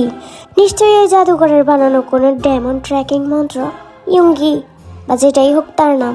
যদি এটা কাজ করে তাহলে জাঙ্কুকের একমাত্র কাজ হচ্ছে তাদের অনুসরণ করা, যেন সে তে আর শ্যাডো ডেমনের মাঝখানে গিয়ে দাঁড়াতে পারে। তের আগে ওটার কাছে পৌঁছাতে চাই, এটাই ছিল বইগুলো জমিয়ে রাখার আসল কারণ। তেকে এসবে জড়িত না করে নিজে নিজে ওই ডেমনটার মোকাবেলা করা। জাঙ্কুক ভেবেছিল সে অন্তত বুদ্ধিমানের কাজ করেছে, এডগার অ্যালান পো এর গল্পের মতো চোখের সামনে জিনিস লুকিয়ে রেখে। ভেবেছিল প্রতি রাতে তেকে বিছানায় পিষে রেখে ক্লান্ত আর বিভ্রান্ত করে রাখতে পারবে। কিন্তু হয় সে স্লেয়ারকে বোকা ভেবেছিল, নয়তো সে নিজের সেক্সুয়াল পাওয়ারকে বেশি উঁচু ভেবেছিল। কারণ তের শেষমেশ বইগুলো খুঁজে পেয়ে গেছে, আর এতে করে তাদের মধ্যে সবকিছু শেষ হয়ে গেছে। সেদিনের পর থেকে জাঙ্কুক দূরত্ব বজায় রেখেছে তাদের মাঝে। যখন তে আর তার দল কবরস্থানে ঘোরাফেরা করে তখন জাঙ্কুক পাহাড়ের উপরেই থেকে তাদের উপর নজর রাখে, যাতে কিছু হলে সে সময় মতো পৌঁছাতে পারে। জাঙ্কুক এটাও জানে যে তে টের পায় তার উপস্থিতি, শুধু ইচ্ছে করে উপেক্ষা করে যায়। একজন ভ্যাম্পায়ার স্লেয়ার হলে আশেপাশে ভ্যাম্পায়ার আছে কিনা তা না বোঝার কথা না, তবুও জাঙ্কুক তাকে কিছুটা সময় দিতে চেয়েছে। বই লুকানোর কথা জানতে পেরে তের মুখের সেই অভিব্যক্তি মনে পড়লে জাঙ্কুক এখনো শিউরে ওঠে। মনে পড়ে কতটা ক্রোধ নিয়ে তে বলেছিল জাঙ্কুক যদি আবার তার কাছে আসে সে তাকে মেরে ফেলবে। জাঙ্কুক তের অনুভূতি বুঝতে পারছে, তার রাগটা বুঝতে পারছে, কিন্তু সেও আশা করে যে তে জানুক, বুঝুক যে জাঙ্কুক এই পাহাড়ে বারবার ফিরে আসবে। যেভাবেই হোক শিকারে অংশ নেবে, যাতে তার স্লেয়ারের কিছু না হয়। হ্যাঁ, দরকার হলে নিজের প্রাণের বিনিময়ে। পকেট থেকে রুফোর ফ্লাস্কটা বের করে, ভেতরে রক্তে পরিপূর্ণ একটা চুমুক নেই। দুর্ভাগ্যবশত এই রক্ত তীর নয়, কোনো এক স্থানীয় ব্লাড বারের সস্তা জিনিস। তৃষ্ণা মেটানোর বদলে আরো বাড়িয়ে দেয় এটা। তার স্লেয়ারের রক্তের স্বাদ পাওয়ার আকাঙ্ক্ষা আরো বাড়িয়ে দেয়। ঠিক যেমন সে তীর ঠোঁটের জন্য তৃষ্ণার্ত, তার উষ্ণ শরীরের জন্য, তার মিষ্টি হাসি শোনার জন্য, তার হাসির দৃশ্য উপভোগ করার জন্য। আবার এসেছো? জাঙ্গুক ঘাড় ঘুরিয়ে পেছনে তাকায়। তীর দলের একজন এগিয়ে আসছে তার দিকে, বুকে হাত ভাঁজ করা, ঠোঁটে স্বচ্ছন্দ হাসি, যাকে সে তীর সবচেয়ে কাছের মানুষ হিসেবে চিনে। অনেক ভালো বন্ধুত্ব তাদের মধ্যে। জিমিন। জাঙ্গুক ফ্লাস্কটা জ্যাকেটের পকেটে ঢুকিয়ে কবরস্থানের দিকে ইশারা করে। ও কি এখনো রেগে আছে? ও তোমার উপর ভীষণ রেগে আছে। তোমার বাড়ি থেকে বইগুলো নিয়ে ফেরার সময় তোমাকে কি কি নামে ডাকছিল শুনলে অবাক হতে, কিন্তু আমার মনে হয় রাগের চেয়ে বেশি কষ্ট পেয়েছে। তুমি ওর কাছ থেকে বইগুলো লুকিয়েছিলে বলে। বিশ্বাসঘাতকতা, বুঝো? আমি ওকে বাঁচাতে চেয়েছিলাম, কিন্তু ও যদি শ্যাডো ডেমনের পেছনে ছুটে নিজেকে মেরে ফেলতে চায়, তাহলে ও। জাঙ্গুকের গলা থেকে বাকি কথাগুলো আর বেরোয় না। তার চোখের সামনে ভেসে ওঠে এক বিভীষিকাময় ছবি। মাটিতে নিথর হয়ে পড়ে থাকা তার বিকৃত প্রাণহীন শরীর, গলায় দলা পাকিয়ে যায়। সে চাইলেও আর কথা বের করতে পারে না মুখ থেকে। শ্যাডো ডায়মন্ড সম্পর্কে বইগুলো পড়ে আমরা কি জেনেছি জানো? আমরা বুঝেছি ওদের প্রধান শিকার অতি প্রাকৃত সত্তারা, ওয়ারউলফ, ফেয়ারি, ভ্যাম্পায়ার। আমি জানি, ওই বইগুলো আমিও পড়েছি। তুমি কি বলতে চাচ্ছ সেটা বলো। আমি কি বলতে চাইছি? আমি শুধু বলতে চাইছি যে শ্যাডো ডায়মন্ডরা ভ্যাম্পায়ারও মারতে পারে, তাদের গ্রাস করতে পারে। এই অংশটা পড়ার সময় আমি তের মুখটা দেখেছি। জাঙ্গুক ঘুরে তাকায় জিমিনের দিকে, তার গোল মুখটা গুরু গম্ভীর। ও উঠে দাঁড়িয়ে অস্ত্র বেঁধে শিকার করতে বেরিয়ে গেল, আমাদের কাউকে কিচ্ছু বললো না। তুমি ওর কাছে অনেক স্পেশাল, আর আমি জানি ও তোমার কাছে অনেক স্পেশাল। তুমি চাও না ওর কিছু হোক, কিন্তু একটা কথা কি জানো? ও ঠিক এরকমই ভাবে তোমাকে নিয়ে, শিকার করুক বা না করুক। জাঙ্গুক আবার কবরস্থানের দিকে তাকায়, যেখানে তে এখনো ঘুরে বেড়াচ্ছে। বহুদিন ভুলে থাকা এক অনুভূতি তার ভেতর দিয়ে বয়ে যায়। তারপর সে জিমিনের দিকে তাকায়। আমাকে এসব বলছো কেন? কারণ তোমরা দুজনই জেদি আর গাধা। নিজেদের ঘরড্যাম অনুভূতিগুলো স্বীকার না করে একে অপরের সঙ্গে লড়াই করো সারাদিন। আমার মনে হয় একসাথে থাকলে তোমরা আলাদা থাকার চেয়ে অনেক শক্তিশালী জুটি হবে। আর তাছাড়া দলে একটা ভ্যাম্পায়ার থাকলে মন্দ হয় না। জিমিন পাহাড় বেয়ে নিচে নেমে যায়। জাঙ্গুক ওক গাছটার গায়ে হেলান দিয়ে দাঁড়িয়ে জিমিনের কথাগুলো ভাবতে থাকে। তারপর নিজেকে শক্ত করে সে পাহাড় বেয়ে নামতে শুরু করে কবরস্থানের দিকে। তে মাথায় একটু বুদ্ধি ঢুকানোর আশায়। তে লক্ষ্যহীনভাবে সমাধি ফলকের ফাঁকে ফাঁকে হারছে। এক হাতের উপর স্টেক, অন্য হাতে ইয়ুঙ্গির বানানো ডায়মন্ড ডিটেক্টরটা সামনে তুলে ধরা। ডিটেক্টরটা শুনতে যতটা জাঁকজমকপূর্ণ মনে হয়, দেখতে ততটা নয়। তীব্র গন্ধের ভেষজ লাল সিল্কে মোড়ানো কালো সুতোয় বাঁধা কদাকার এক থলে। শ্যাডো ডায়মন্ড নাকি কাছাকাছি এলে এটা স্পন্দিত হবে, কিন্তু এখনো পর্যন্ত ওইরকম কিছুই হয়নি। দানব শিকারের জন্য কবরস্থানই ছিল সবচেয়ে স্বাভাবিক জায়গা, কিন্তু তে ইতিমধ্যেই অন্যান্য জায়গায়ও অনুসন্ধান করতে চায়। অস্ত্রাগারের দায়িত্বে থাকা জিন বলেছে ইয়ুঙ্গির সঙ্গে মিলে ভেরি স্পেশাল ওয়েপনটা বানাতে আরো কয়েকদিন লাগবে, যেটা দিয়ে নাকি ডেফিনেটলি এই শ্যাডো ডায়মন্ডটাকে মারতে পারবে আশা করা যায়। তাই অস্ত্র তৈরি না হওয়া পর্যন্ত শহর জুড়ে দৌড়ঝাঁপ করা মোটো বুদ্ধিমানের কাজ নয়। আপাতত তাদের শুধু পাহারা দিতে হবে, ওটা যাতে নিচ থেকে বেরিয়ে এসে তাণ্ডব না শুরু করে। তে ভ্রুকুচকে আরেকবার কবরস্থানে চক্কর দিতে দিতে একটা পাথরে লাথি মারে। যদি ওই নিমুখ হারামি ভ্যাম্পায়ারটা শুরুতে ওর লাইব্রেরিতে লুকিয়ে রাখা শ্যাডো ডায়মন্ড বিষয়ক বইগুলো দেখাতো, তাহলে এতদিনে তারা কত দূরে এগিয়ে যেত। যে তথ্যগুলো ওরা খুঁজছিল সবই ওর বইগুলোতে ছিল। কিভাবে ডায়মন্ড ডিটেক্টর বানাতে হবে, শ্যাডো ডায়মন্ড কোথায় লুকাতে পারে, আলো আর তাপ ওরা সহ্য করতে পারে না, তাই কৌশলে সেগুলো ব্যবহার করতে হবে। এমনকি সে ভেরি স্পেশাল ওয়েপন বানানোর হুবহু নির্দেশনাও ছিল, যেটা জিন আর ইয়ুঙ্গি মিলে এখন বানাচ্ছে। সব কিছু ছিল, তের চোখের সামনে ছিল এগুলো এতদিন যাবৎ। রাগেতে আবার ফুঁসে ওঠে। জাঙ্গুকের উপর প্রচন্ড রেগে আছে, কিন্তু তার চেয়েও বেশি রাগ হচ্ছে নিজের উপর। ওই বোকা ভ্যাম্পায়ারটাকে তাকে এমনভাবে মুগ্ধ করতে দেওয়ার জন্য, প্রতি রাতে বিছানায় টেনে নিয়ে গিয়ে কাছ থেকে মন সরিয়ে দেওয়ার জন্য। নিজের উপর রাগ হচ্ছে তার। কত সহজেই না জাঙ্গুকের মায়ে পড়ে গিয়েছিল সে। শুধু শারীরিক সম্পর্ক নয়, তারপরে সে দৃষ্টি তের উপর ঝুঁকে তখনও তার সাথে কানেক্টেড থাকা অবস্থায় চোখে চোখ রেখে কপাল থেকে চুল সরিয়ে কানে গুজে দেওয়া, ঠোঁটে নরম হাসি রেখে আলতো একটা চুমু দেওয়া। না, আর কখনোই না। বিশ্বাস ভঙ্গ করার পর তো আর কখনোই না। তে ভালো করেই জানে গত কয়েকদিন ধরে জাঙ্কুক কবরস্থানের আশেপাশে ঘুরঘুর করছে, পাহাড়ের উপর দাঁড়িয়ে কোনো ভৌতিক পাহারাদারের মতো তাকিয়ে আছে। তে প্রতি রাতে নিজের সঙ্গে যুদ্ধ করেছে এই ভেবে যে উপরে উঠে গিয়ে ওর মুখোমুখি হবে কিনা, চিৎকার করবে না চুমু খাবে, না বুকের মাঝে স্টেক বসিয়ে দেবে। ঠিক বুঝে উঠতে পারে না তে, তাই কিছুই করে না, শুধু ভান করে জাঙ্কুক নেই তার আশেপাশে। আরেকটা চক্র দিতেই যাচ্ছিল সে, এমন সময় ছায়ার ভেতর থেকে নরম একটা কণ্ঠ ভেসে আসে, স্লেয়ার। দাঁতে দাঁত চেপে তে ঘুরে দাঁড়ায়। কিছু দূরে জাঙ্কুক একটা বিশাল দেবদূতের মূর্তির গায়ে হেলান দিয়ে দাঁড়িয়ে আছে। মুখের ভঙ্গিটা নেহাতি নির্লিপ্ত, কিন্তু চাহনি নয়। তার চোখ জল করছে তেয়ংয়ের দিকে তাকিয়ে। আর তে হঠাৎ করে টের পায় নিজের হৃদস্পন্দন বেড়ে যাচ্ছে, ত্বকের নিচে ধকধক করা রক্তের অস্তিত্ব। তে হাতে থাকে স্টেকটা আরো শক্ত করে চেপে ধরে। তুমি কি চাও রক্ত চোষা মুখারামির বাচ্চা? মনে হচ্ছে তাদের ডাক নাম ধরে ডাকা যুগ শেষ। আমি কি চাই? আমি অনেক কিছুই চাই জান, যেগুলো আমি কোনোদিনও পুরোপুরি পাবো না। আপাতত আমি সন্তুষ্ট হব তুমি এটা এমন শিকার ছেড়ে বাড়ি গেলে। বরং আরো ভালো হয় যদি আমার সাথেই ফিরে যাও। তোমার স্বপ্নে আমি আর কখনো তোমার ওই ধনী গদিক ম্যানশনে পা রাখবো না। তুমি ব্যাপারটা আরো কঠিন করতেই থাকবে, তাই না? তুমি নিজে আমার আর আমার দলের জন্য ব্যাপারটা কঠিন করেছিলে, ওই বইগুলো লুকিয়ে রেখে। ন্যায্যই তো, তোমার জন্য আমাদের এতদিন লাগলো, না হলে এতদিনও ওইটাকে মেরে ফেলতাম। তে আগেবার তুমি প্রায় নিজে আর তোমার দলটাকেই মেরে ফেলছিলে। ওই শ্যাডো ডেমনটা অনেক শক্তিশালী, তুমি পারবে না। কি করলে বুঝবে তুমি? এবার আমরা অনেক বেশি প্রস্তুত, তোমার কোনো কৃতিত্ব নেই এতে। আমি জানি এটাকে কিভাবে মারতে হবে, আর আমি মারবই, আর তুমি আমাকে থামাতে পারবে না। জাঙ্কুক মাথাঘাত করে। ওই সামান্য নড়াচড়াতেই তার পুরো ভঙ্গি বদলে যায়, শিকারীর মতো সতর্ক, ভয়ঙ্কর। আমি তোমার সঙ্গে লড়তে চাই না তে, কিন্তু দরকার হলে তাও করব। সে এক পায়ে গইতের দিকে, তার চোখের মণি রক্তবর্ণ ধারণ করে। How about I fuck you instead? দুজনেই তো বেশ উপভোগ করব। তোমাকে এমন ভাবে নিব যে তুমি লড়তেও পারবে না। তোমার রক্ত খাবো যতক্ষণ না তুমি এতটাই দুর্বল হয়ে পড়ো যে ওই জিনিসটার পেছনে ছোটা তো দূরের কথা, ভাবতেও পারবে না। খুব সাবধানে তে ডেমন ডিটেক্টরটা জিন্সের পকেটে ঢুকিয়ে নেয়, তারপর হাতে ধরা স্টিকটা শক্ত করে চেপে ধরে এগিয়ে আসা ভ্যাম্পায়ারের দিকে। নির্বিকার চাহনি ফেলে তার দিকে। মরে গেলে তো তুমি এমন কাজ করতে পারবে না। না, সেটাই তো। ইস, দুঃখের বিষয়। তাহলে আমাকে না মারলে ভালো হবে না? তে অস্ত্রটা আরো উঁচু করে ধরে, এক মুহূর্তের জন্য চোখ সরায় না জাঙ্কুকের থেকে। মারবো, স্বর্গীয় সব পবিত্র জিনিসের কসম করে বলছি জাঙ্কুক, আমাকে থামাতে এলে আমি তোমাকে মারবই। যদিও তে হাতটা সামান্য কাঁপছে, বুকের ভেতর হৃৎপিণ্ড জোরে জোরে ধুকপুক করছে। দেখা যাক কেমন। জাঙ্কুক এমন গতিতে তের দিকে ছুটে আসে যে তে তার নড়াচড়াটাই ঠিক মতো বুঝে উঠতে পারে না। প্রতিরোধ তো দূরের কথা, তবুও দু কদম হোঁচটকে সামলে নেয় নিজেকে। তারপর উন্মুক্ত ঘুষি আর লাথির ঝাঁপে জাঙ্কুকের দিকে ঝাঁপিয়ে পড়ে। লড়াই করতে করতে তে বুঝতে পারে জাঙ্কুক আঘাতের পরিবর্তে আঘাত করছে না, তাকে সত্যিই আঘাত করার চেষ্টা না করে শুধু নিরস্ত্র করতে চাইছে।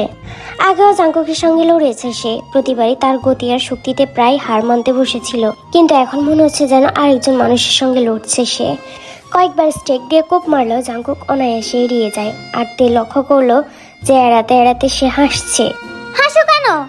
জানি না, কিন্তু ব্যাপারটা অনেকটা ফোর প্লের মতো লাগছে না? রাগে ভ্রমাদলে ফেটে যাওয়ার উপক্রম হয় তের। চিৎকার করে তে জাঙ্কুককে ধরে দেবদূতের মূর্তির গায়ে ঠেসে ধরে, বুকে স্টেক তুলে ঠিক জাঙ্কুকের হৃদয়ের উপর স্থির করে। তারপর সে জমে যায়, দৃষ্টি নিবদ্ধ হয়। থামলে কেন স্লেয়ার? চালাও স্টেক। কিন্তু তে থেমে যায়, তার হাত এমনভাবে কাঁপছে যে তার অনিচ্ছায় যে কোনো সময় স্টেকটা বুকে ঢুকে যেতে পারে। আর তখনই তার মনে ভেসে ওঠে জাঙ্কুক ধুলো আর ছাই হয়ে মিলে যাচ্ছে, অস্তিত্বটা বাতাসে ভেসে থাকা কণায় পরিণত হচ্ছে। তের গলায় হু হু করে কান্না আটকে আসে। চালাও, বলেছিলে না আমাকে মারবে, তাহলে মারো। হয়তো আমাদের শেষটা এখানেই লিখা ছিল। তে স্তব্ধ হয়ে তাকিয়ে থাকে, সেকেন্ডগুলো অনন্ত হয়ে যাচ্ছে। তার মনে পড়ে প্রথম দেখার সেই রাতটার কথা। কবরস্থানে নতুন আসা এক ভ্যাম্পায়ারকে শিকার করতে এসেছিল সে, যে নাকি অতি প্রাকৃত সত্তাদের নিয়ে বাহিনী করে এলাকাটা দখল করতে যায়, মৃত জগতের মাফিয়া বসের মতো। তাদের প্রথম লড়াইটা ছিল ভয়ানক। সমাধি ফলক উল্টে গিয়েছিল সেদিন, দুজনেই ছিটকে পড়েছিল দূরে। তখনই জাঙ্কুক তাকে সেই বিভ্রান্তিকর হাসি দিয়েছিল। তখনও তাকে বলেছিল সে সুন্দর। একজন স্লেয়ার হওয়ার জন্য তুমি কি একটু বেশি সুন্দর নও? আর তখনই সে রক্তিম বর্ণের চোখে তাকিয়ে এতে অদ্ভুত এক পরিচিতির ঝিলিক অনুভব করেছিল, যেন অন্য কোনো জীবনে সে তাকে চিনত। তে ভাবে হয়তো জাঙ্কুক ঠিকই বলেছে, হয়তো তাদের শেষটা সত্যি এখানে লেখা ছিল। আর তখনই টেস্টেকটা ফেলে দেয়। জাঙ্কুকের জ্যাকেটের কলার মুঠোয় চেপে ধরে তাদের দুজোড়া ঠোঁট মিলিত করে দেয়। চুমুটা আগ্রাসী, উত্তপ্ত, জিহ্বা আর দাঁতের সংঘর্ষ। একসময় সে রক্তের স্বাদ পায়, নিজের না জাঙ্কুকের বোঝে না। তাদের সম্পর্কটা সবসময় এমনই ছিল, রক্তাক্ত, উন্মাদ, বিপজ্জনক। তে এটা ছাড়া আর কিছুই চাই না। জাঙ্কুক তার মুখের ভিতর গর্জে ওঠে, কোমর আঁকড়ে ধরে। আর পর মুহূর্তে তে নিজেকে ঘুরে যেতে দেখে মূর্তির গায়ে তার পিঠ ঠেসে ধরেছে জাঙ্কুক। জাঙ্কুকের শরীরের খাঁচায় বন্দি করে ফেলেছে। তারা এক সেকেন্ডের জন্য আলাদা হয় না, চুমু দিতেই থাকে। জাঙ্কুক তাকে কোলে তুলে নেয়। ফাক, আমি অনেক মিস করেছি তোমার ঠোঁট, তোমাকে মিস করেছি। জাঙ্কুক তার ঠোঁটের কাছে ফিস ফিস করে বলে, আমিও। জাঙ্কুক, থামো, যথেষ্ট, আমি পারছি না। কিন্তু তে হাঁপাতে হাঁপাতে করা প্রতিবাদ জাঙ্কুক সম্পূর্ণ উপেক্ষা করে। 4 পোস্টারের বিশাল বিছানার উপর সে নির্দয়ভাবে তাকে ভালোবাসা দিতে থাকে। এক মুহূর্তের জন্য গতি কমায়। জাঙ্কুক, তুমি যদি এইভাবে চালিয়ে যাও, আমি অজ্ঞান হয়ে যাব। সেটাই তো উদ্দেশ্য, চান। জাঙ্কুক ঝুঁকে আসে তের মুখের উপর, আগ্রাসী এক চুমুতে তার ঠোঁট বন্দি করে ফেলে। সে বুঝতে পারে স্লেয়ার এখন ক্লান্ত, কারণ জবাব দেওয়ার মতো শক্তিটুকুও তার আর নেই। জাঙ্কুকের চুমুর উত্তরে সে কেবল নড়ে ওঠে।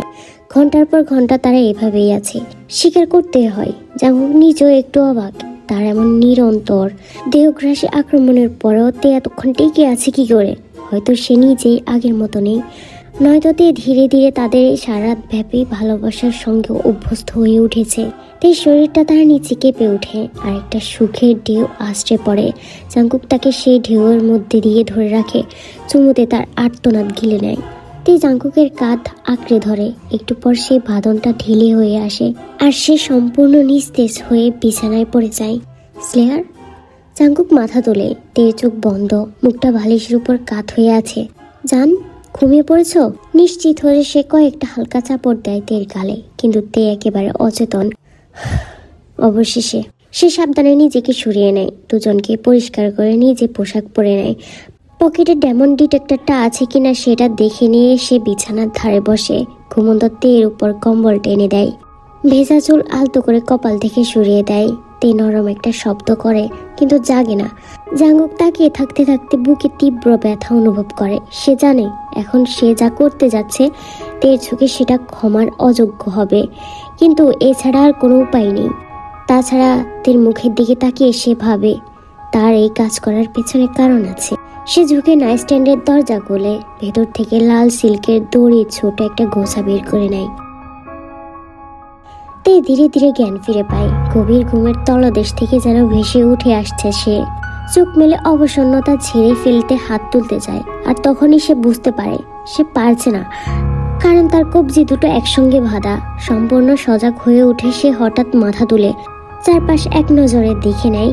সে এখনো জাঙ্কুকের শোবার ঘরেই আছে, বেডের উপর শুয়ে, কিন্তু তার হাত দুটো লাল সিল্কের দড়ি দিয়ে শক্ত করে বাঁধা, যার এক প্রান্ত পেঁচানো বিছানার পোস্টারের চারপাশে। তাকে সেখানে বেঁধে রেখেছে জাঙ্কুক। এটা কি? তে উঠে বসতে ছটফট করে, আর তখনই সে টের পায় তার গোড়ালিও একসঙ্গে বাঁধা।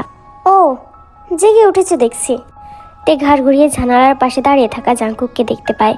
যতদূর বোঝা যাচ্ছে এখনো রাত, কিন্তু সে জানে না কতক্ষণ অচেতন ছিল। তার পুরো শরীর ব্যথা করছে, বিশেষ করে একটা জায়গা অস্বাভাবিক রকম ব্যথা করছে। সে জাঙ্কুকের দিকে রুষ্ট চাহনি ফেললো, আবার তাকে ঘৃণা করতে শুরু করে। এসব কি করছো জাঙ্কুক? আমাকে বেঁধে রাখার মানে কি? ওই শাড়ি ডায়মন্ডটার পেছনে যেন তুমি না যাও, তোমাকে আটকানোর এই উপায় আমার মাথায় এসেছিল। আর এভাবে তোমাকে বেশ উপভোগ্য লাগছে জান। দুঃখের বিষয় আর উপভোগ করা হবে না, কারণ আমি যদি আবার ফিরেও আসি এরপর আর তুমি আমাকে তোমার কাছে আসতে দিবে বলে মনে হয় না। সেই বার্তের পাশে এসে দাঁড়িয়ে মাথা থেকে পা পর্যন্ত দেখে নিয়ে বলল, যতক্ষণ ছিল ভালোই লাগছিল। তে তাকিয়ে থাকে জাঙ্কুকের দিকে। তার কণ্ঠে সে চূড়ান্ত তার আভাসে অস্বস্তি বোধ করে। সে বৃথাই পোস্টারের সঙ্গে বাঁধা দড়িতে টান দেয়। খুলে দাও এখনই। সরি জান, পারবো না। বলা বাহুল্য, খুলতে চাই না। সে জানালার বাইরে তাকিয়ে এক পা পিছিয়ে যায়। যেহেতু আমার হিসেব মতো আর বড় জোর 1 ঘন্টার মতো অন্ধকার থাকবে, তাই আমার এখনই বেরোনো উচিত। থামো। তে আটকে ওঠে। মনে পড়ে সেই বইগুলিতে যা পড়েছিল সেটা, ছায়াদানব কিভাবে ভ্যাম্পায়ারদের গ্রাস করে। সে আবার দড়িতে টান দেয়। জাঙ্কুক থামো, আমরা একসঙ্গে যেতে পারি, ঠিক আছে? একসঙ্গে শিকার করব। আমি আর আমার দল একটা অস্ত্র বানাচ্ছি, আর ওটা প্রায় প্রস্তুত, তাই তোমার একা যাওয়ার কোনো দরকার নেই। আর যদি সেই অস্ত্র কাজ না করে? ঝুঁকি নিব না স্লিয়ার, তোমার কিছু হয়ে যাক, এটা আমি সহ্য করতে পারবো না। বলেই সে ঘুরে দরজার দিকে হাঁটতে থাকে। তের মাথার ভেতর একের পর এক বিভীষিকাময় ছবি ভেসে ওঠে। জাঙ্কুক ছায়াদানবের হাতে ছিন্ন ভিন্ন হচ্ছে। তার পেশিবহুল দেহ নিথর হয়ে পড়ে আছে। কালো চোখ দুটো নিস্তেজ। সে দুষ্ট চাহনি চিরতরে নিভে গেছে। মাথার ভেতর ভয় দানা বাঁধে, চোখের কোণে জ্বালা করে জল জমে। তুমি এমন কেন করছো? জাঙ্কুক থামে, দরজার হাতলে তার হাত। এখনো বোঝনি? কারণ আমি তোমাকে ভালোবাসি স্লেয়ার। এক মুহূর্ততেই শুধু অবিশ্বাস্য চোখে তাকিয়ে থাকি জাঙ্কুকের দিকে। না, তুমি বাঁচতে পারো না। ভ্যাম্পায়াররা তো পারে না। ভালোবাসতে? হ্যাঁ, সেটা তো মিথ, তাই না? ভ্যাম্পায়ারদের আত্মা নেই, মানুষদের মতো অনুভব করতে পারে না। আমিও সেটাই বিশ্বাস করতাম। জাঙ্কুক চুপ করে কয়েক সেকেন্ড তের দিকে তাকিয়ে থাকে। জাঙ্কুকের চোখে নগ্ন আকুলতা দেখে তের বুক কেঁপে ওঠে। তোমার সঙ্গে দেখা হওয়ার আগে আমি সেটাই বিশ্বাস করতাম জান। না, প্রথম দেখা হওয়ার পর থেকে তুমি আমাকে ঘৃণা করতে। আমরা একে অপরকে ঘৃণা করতাম। ছাতার মাথা, আমি সেদিন তোমাকে মারতে গিয়েছিলাম। আমিও তোমাকে মারতে গিয়েছিলাম, তাতে এই সত্যটা বদলায় না যে আমি প্রথম দেখায় তোমার প্রেমে পড়ে গিয়েছি। যেটাকে আমি ঘৃণা ভেবেছিলাম সেটা আসলে ছিল আরো গভীর, আরো শক্তিশালী অনুভূতি। এমন অনুভূতি যা আমি মানব থাকাকালেও কখনো অনুভব করেছি বলে মনে পড়ে না।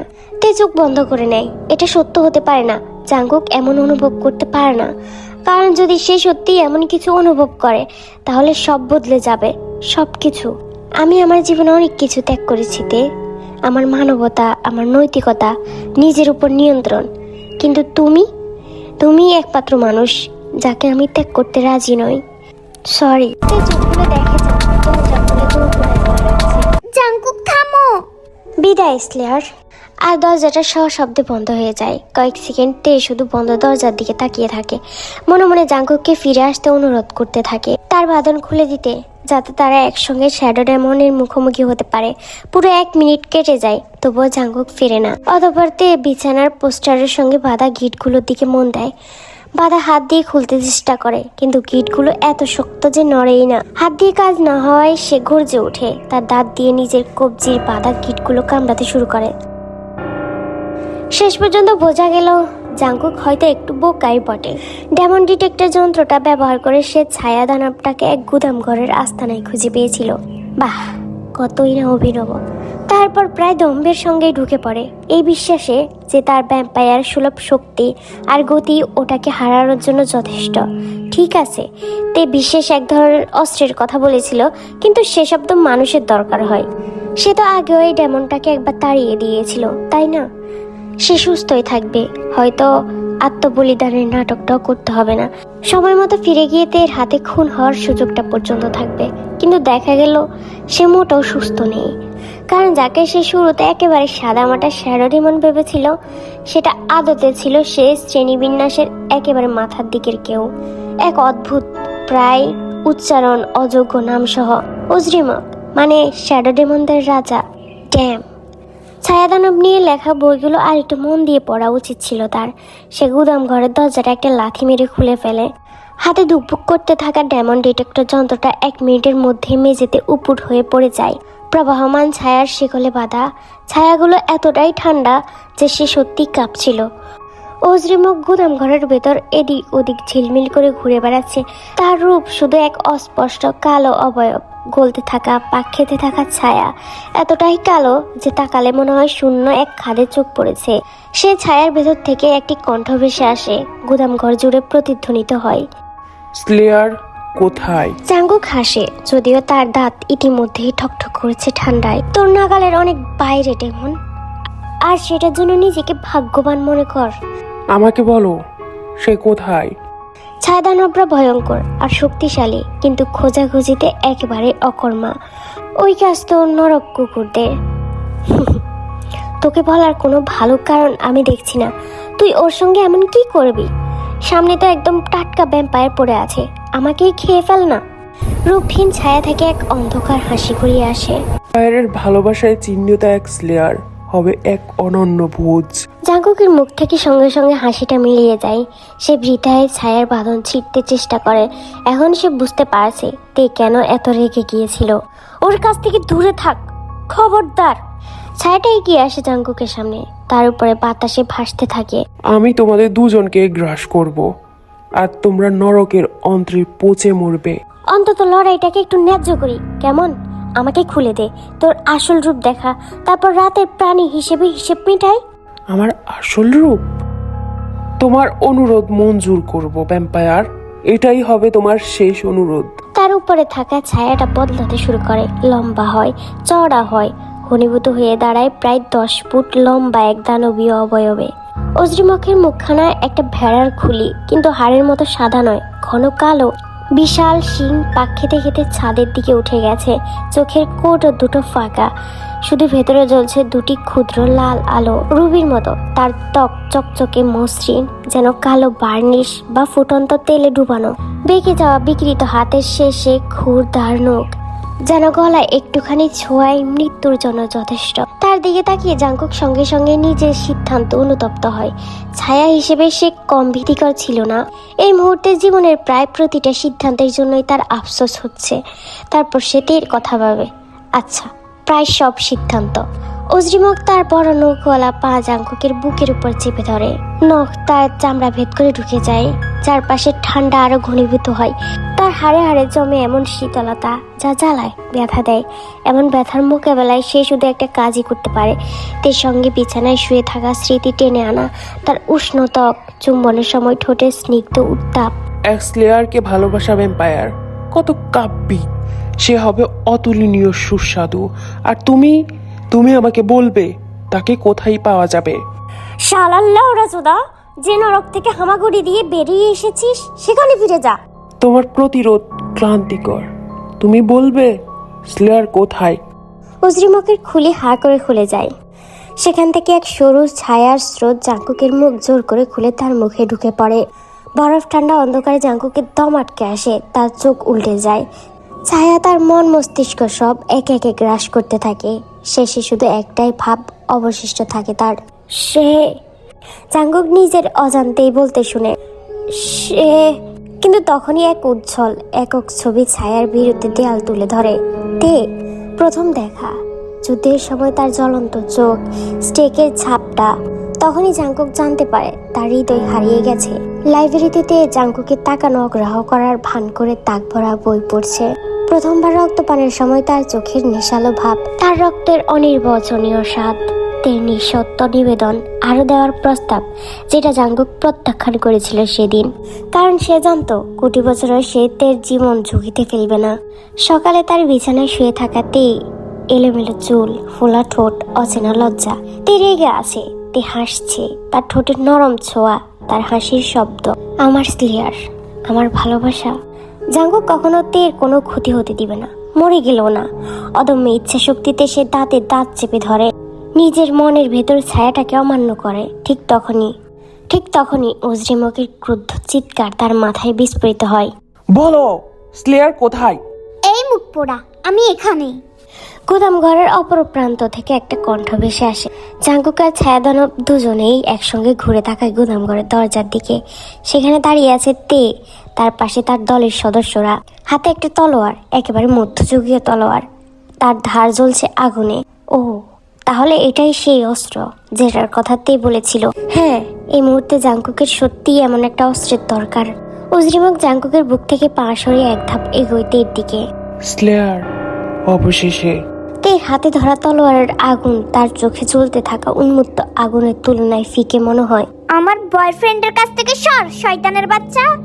হয়তো শ্যাডো ডিমনের আঘাতে জাঙ্কুক ইতিমধ্যেই দুর্বল হয়ে পড়েছে, না হলে পরিস্থিতিটাই আজব।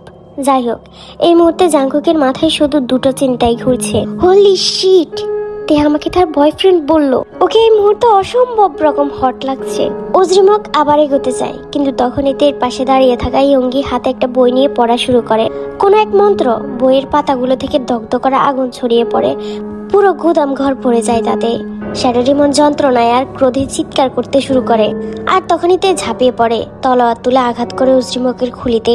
ধারটা সেটার হাড়ে আছড়ে পড়ে। উজরিমক আবার চেঁচিয়ে ওঠে, তার দেহ ঝিলমিল করে বিশুদ্ধ ছায়ায় পরিণত হয়, তারপর আবার ঘনীভূত হয়। সেই মুহূর্তেতে আগুনে জ্বলতে থাকা তলোয়ারটা দানবের বুকের মধ্যে কেটে দেয়। এতটাই গভীরে যে জাঙ্কুক দেখতে পায় ধারটা উজরিমকের পিঠ ফুঁড়ে বেরিয়ে এসেছে। এক শেষ ক্রুদ্ধ আর্তনাদের সঙ্গে সঙ্গে ছায়া দানবটা আগুন, আলো আর উত্তাপে ঘ্রাসিত হয়। কালো অন্ধকার ধ্বংস হয়ে যায়। শেষে শুধু কয়েক ফোঁটা ছাই ভেসে যায় মাটিতে, তারপর সেগুলো গলে মিলিয়ে যায় অস্তিত্বহীন হয়ে। জাঙ্কুকের শরীর ঘিরে থাকা ছায়ার শিকল উবে যায়। সে নিস্তেজ হয়ে কংক্রিটের মেঝেতে পড়ে থাকে। তার একমাত্র চিন্তা, ও মাই গড, এটা তো এতটা হট হওয়ার কথা ছিল না। ডিমনটা মিলিয়ে যেতে তে তলোয়ারটা ফেলে দিয়ে দৌড়ে গিয়ে জাঙ্কুকের পাশে হাঁটু গেড়ে বসে। এই এই উঠো, দেখেছো আমরা পেরেছি, ওটাকে মেরে ফেলেছি। আর হ্যাঁ, আমি এখনো তোমার উপর ভীষণ রেগে আছি, কিন্তু এখন আমরা বাড়ি যাব, সব শেষ। জাঙ্কুককে টেনে তার মাথা নিজের কোলে রেখে দু হাতে তার গাল ধরে। জাঙ্কুক ধীরে ধীরে চোখ খুলে তের দিকে তাকায়, ঠোঁটে মৃদু হাসি। তে, মনে হচ্ছে বেশ মার খেয়েছো তুমি, কিন্তু ইয়ঙ্গি ঠিক করে দিবে, চিন্তা করো না। আমি মনে হয় পারবো না জান, এবার নিজেকে একটু বেশি হিসেব করে ফেলেছিলাম। কি না, তুমি ঠিক হয়ে যাবে, আমি তোমাকে বাঁচিয়েছি। তে আতঙ্কে তার হাত চেপে ধরে। জাঙ্কুকের ত্বক সাধারণত ঠান্ডা থাকে, কিন্তু এখন বরফের থেকেও ঠান্ডা মনে হচ্ছে। বাঁচিয়েছ অনেক আগেই। অন্তত তোমাকে আরেকবার দেখতে পেলাম। তারপর তার চোখ দুটি পুরোপুরি বন্ধ হয়ে যায়, মাথা কাত হয়ে যায়, নড়াচড়া নেই। জঙ্কুক, জঙ্কুক, না, তুমি মরতে পারো না, তুমি ভ্যাম্পায়ার। ধাত্তেরি, তুমি। তে জোরে জোরে ঝাঁকায়, কিন্তু ভ্যাম্পায়ারটা নড়ছে না। তার গলা বেঁধে আসে, চোখ দিয়ে জল গড়িয়ে পড়ে। সে সাহায্যের আশায় দলের দিকে তাকায়, কেউ কিছু বলে না। ইয়ঙ্গি কথা বলতে গিয়েও থেমে যায়। জঙ্কুক প্লিজ, আমাকে ছেড়ে যেও না, আমি আমি তোমাকে ভালোবাসি। তে জাঙ্কুকের কপালে কপাল ঠেকিয়ে কান্না করতে শুরু করে। আরে জান, আমি তো শুধু চোখ বন্ধ করেছিলাম। তে সঙ্গে সঙ্গে সোজা হয়ে বসে পড়ে, রুষ্ট চাহনি ফেলে জাঙ্কুকের দিকে। I hate you. এই মাত্রই তো বললে ভালোবাসো। সেটা ফিরিয়ে নিচ্ছি আমি। তে তার বুকে ঘুষি মারে। আতঙ্কে সে ভুলেই গিয়েছিল ভ্যাম্পায়ারদের শ্বাস নিতে হয় না, বুক উঠানামা করা তাদের অভ্যাস মাত্র। আই হেট ইউ, তুমি জঘন্য।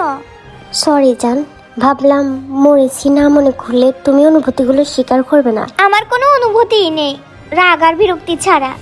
তুমি আমাকে ভালোবাসো, আর অস্বীকার করার দরকার নেই স্লেয়ার, কারণ আমিও তোমাকে ভালোবেসেই যাব। জাঙ্কুকদের হাত ধরে তাকে কাছে টেনে নেয়। তুমি একটা ফালতু ভ্যাম্পায়ার। কথাটা শেষ করার আগে জাঙ্কুক তার ঠোঁটের ঠোঁট চেপে ধরে। তে অল্প একটু প্রতিরোধ করার চেষ্টা করে, ঠিক চেষ্টা বলা যায় না, বরং দায় সারা। তারপর শেষমেশ সেও নরম হয়ে আসে, জবাব দেয় সে চুমুতে। তারা আলাদা হয় কেবল তখনই যখন অস্বস্তিকর কণ্ঠে নামজুন বলে ওঠে, তোমরা কি একটু প্রাইভেসি চাইছো? প্রাইভেসি? হ্যাঁ। তের দিক থেকে চোখ না সরিয়ে জবাব দেয় জাঙ্কুক, এই মুহূর্তে প্রাইভেসি বেশ দরকার। তোমরা কি একটু বাইরে যাবে? তাহলে আমরা। না, আমরা ওরকম কিছু করব না। তে উঠে দাঁড়িয়ে জাঙ্কুককে টেনে তুলে নিজের পাশে দাঁড় করায়। আমরা বাড়ি যাচ্ছি। ইয়ঙ্গি তোমার উপর কিছু চিকিৎসার মন্ত্র পড়বে, তারপর তুমি বিশ্রাম নিবে। আসলে সূর্য ওঠার আর মাত্র 5 মিনিট বাকি আছে, তাই জাঙ্কুক আর ঠিকভাবে। জিমিন ঘড়ির দিকে তাকিয়ে তারপর দরজার দিকে ইশারা করে। ও, তাহলে মনে হয় এখানেই থাকতে হবে আমাকে। ঠিক আছে জান, তোমার আমার সঙ্গে রাত নামা পর্যন্ত বসে থাকার দরকার নেই। যদি আমরা এইমাত্র আমাদের চিরন্তন ভালোবাসা ঘোষণা করে ফেলেছি। আমি এমন কিছু বলেছি বলে তো মনে পড়ছে না। বলেই তে একটা দীর্ঘশ্বাস ফেলে জাঙ্কুকের হাত ধরে। তবুও আমি তোমার সাথেই থাকবো। জাঙ্কুকের মুখে ফুটে ওঠা খুশির অভিব্যক্তিতে তে বুকের ভেতর এক অদ্ভুত কাঁপুনি অনুভব করে। সে চোখ সরিয়ে নেয়, দলের দিকে তাকায়। ঠিক আছে, তোমরা এবার গিয়ে রেস্ট নাও, তুইও বিশ্রাম নিস। যদি আমার আন্দাজ আছে যে। জিমিন চোখ টিপে কথাটা অসম্পূর্ণ রেখে গুদাম ঘরের দরজার দিকে এগোয়। বাকিরাও তার পিছু নেয়। দরজাটা বন্ধ করে ভোরের আলোয় সবাই বেরিয়ে যায়। এখন শুধু তে আর জাঙ্কুক। তো সূর্য ডোবা পর্যন্ত কি করতে চাও? জাঙ্কুক তের হাত আরো শক্ত করে ধরে এক হাত তার কোমরে জড়িয়ে তাকে আরো কাছে টেনে নেয়। শ্যাডো ডিমনটার সঙ্গে লড়াইয়ের পর থেকে বেশ ঠান্ডা লাগছে। বুঝতে পারছি, তুমি চাইছো আমি তোমাকে গরম করে দিই। আপনি যদি এত দয়ালু হন স্লেয়ার। তারপর সে ঝুঁকে তাদের ঠোঁট আবার মিলিয়ে দেয়।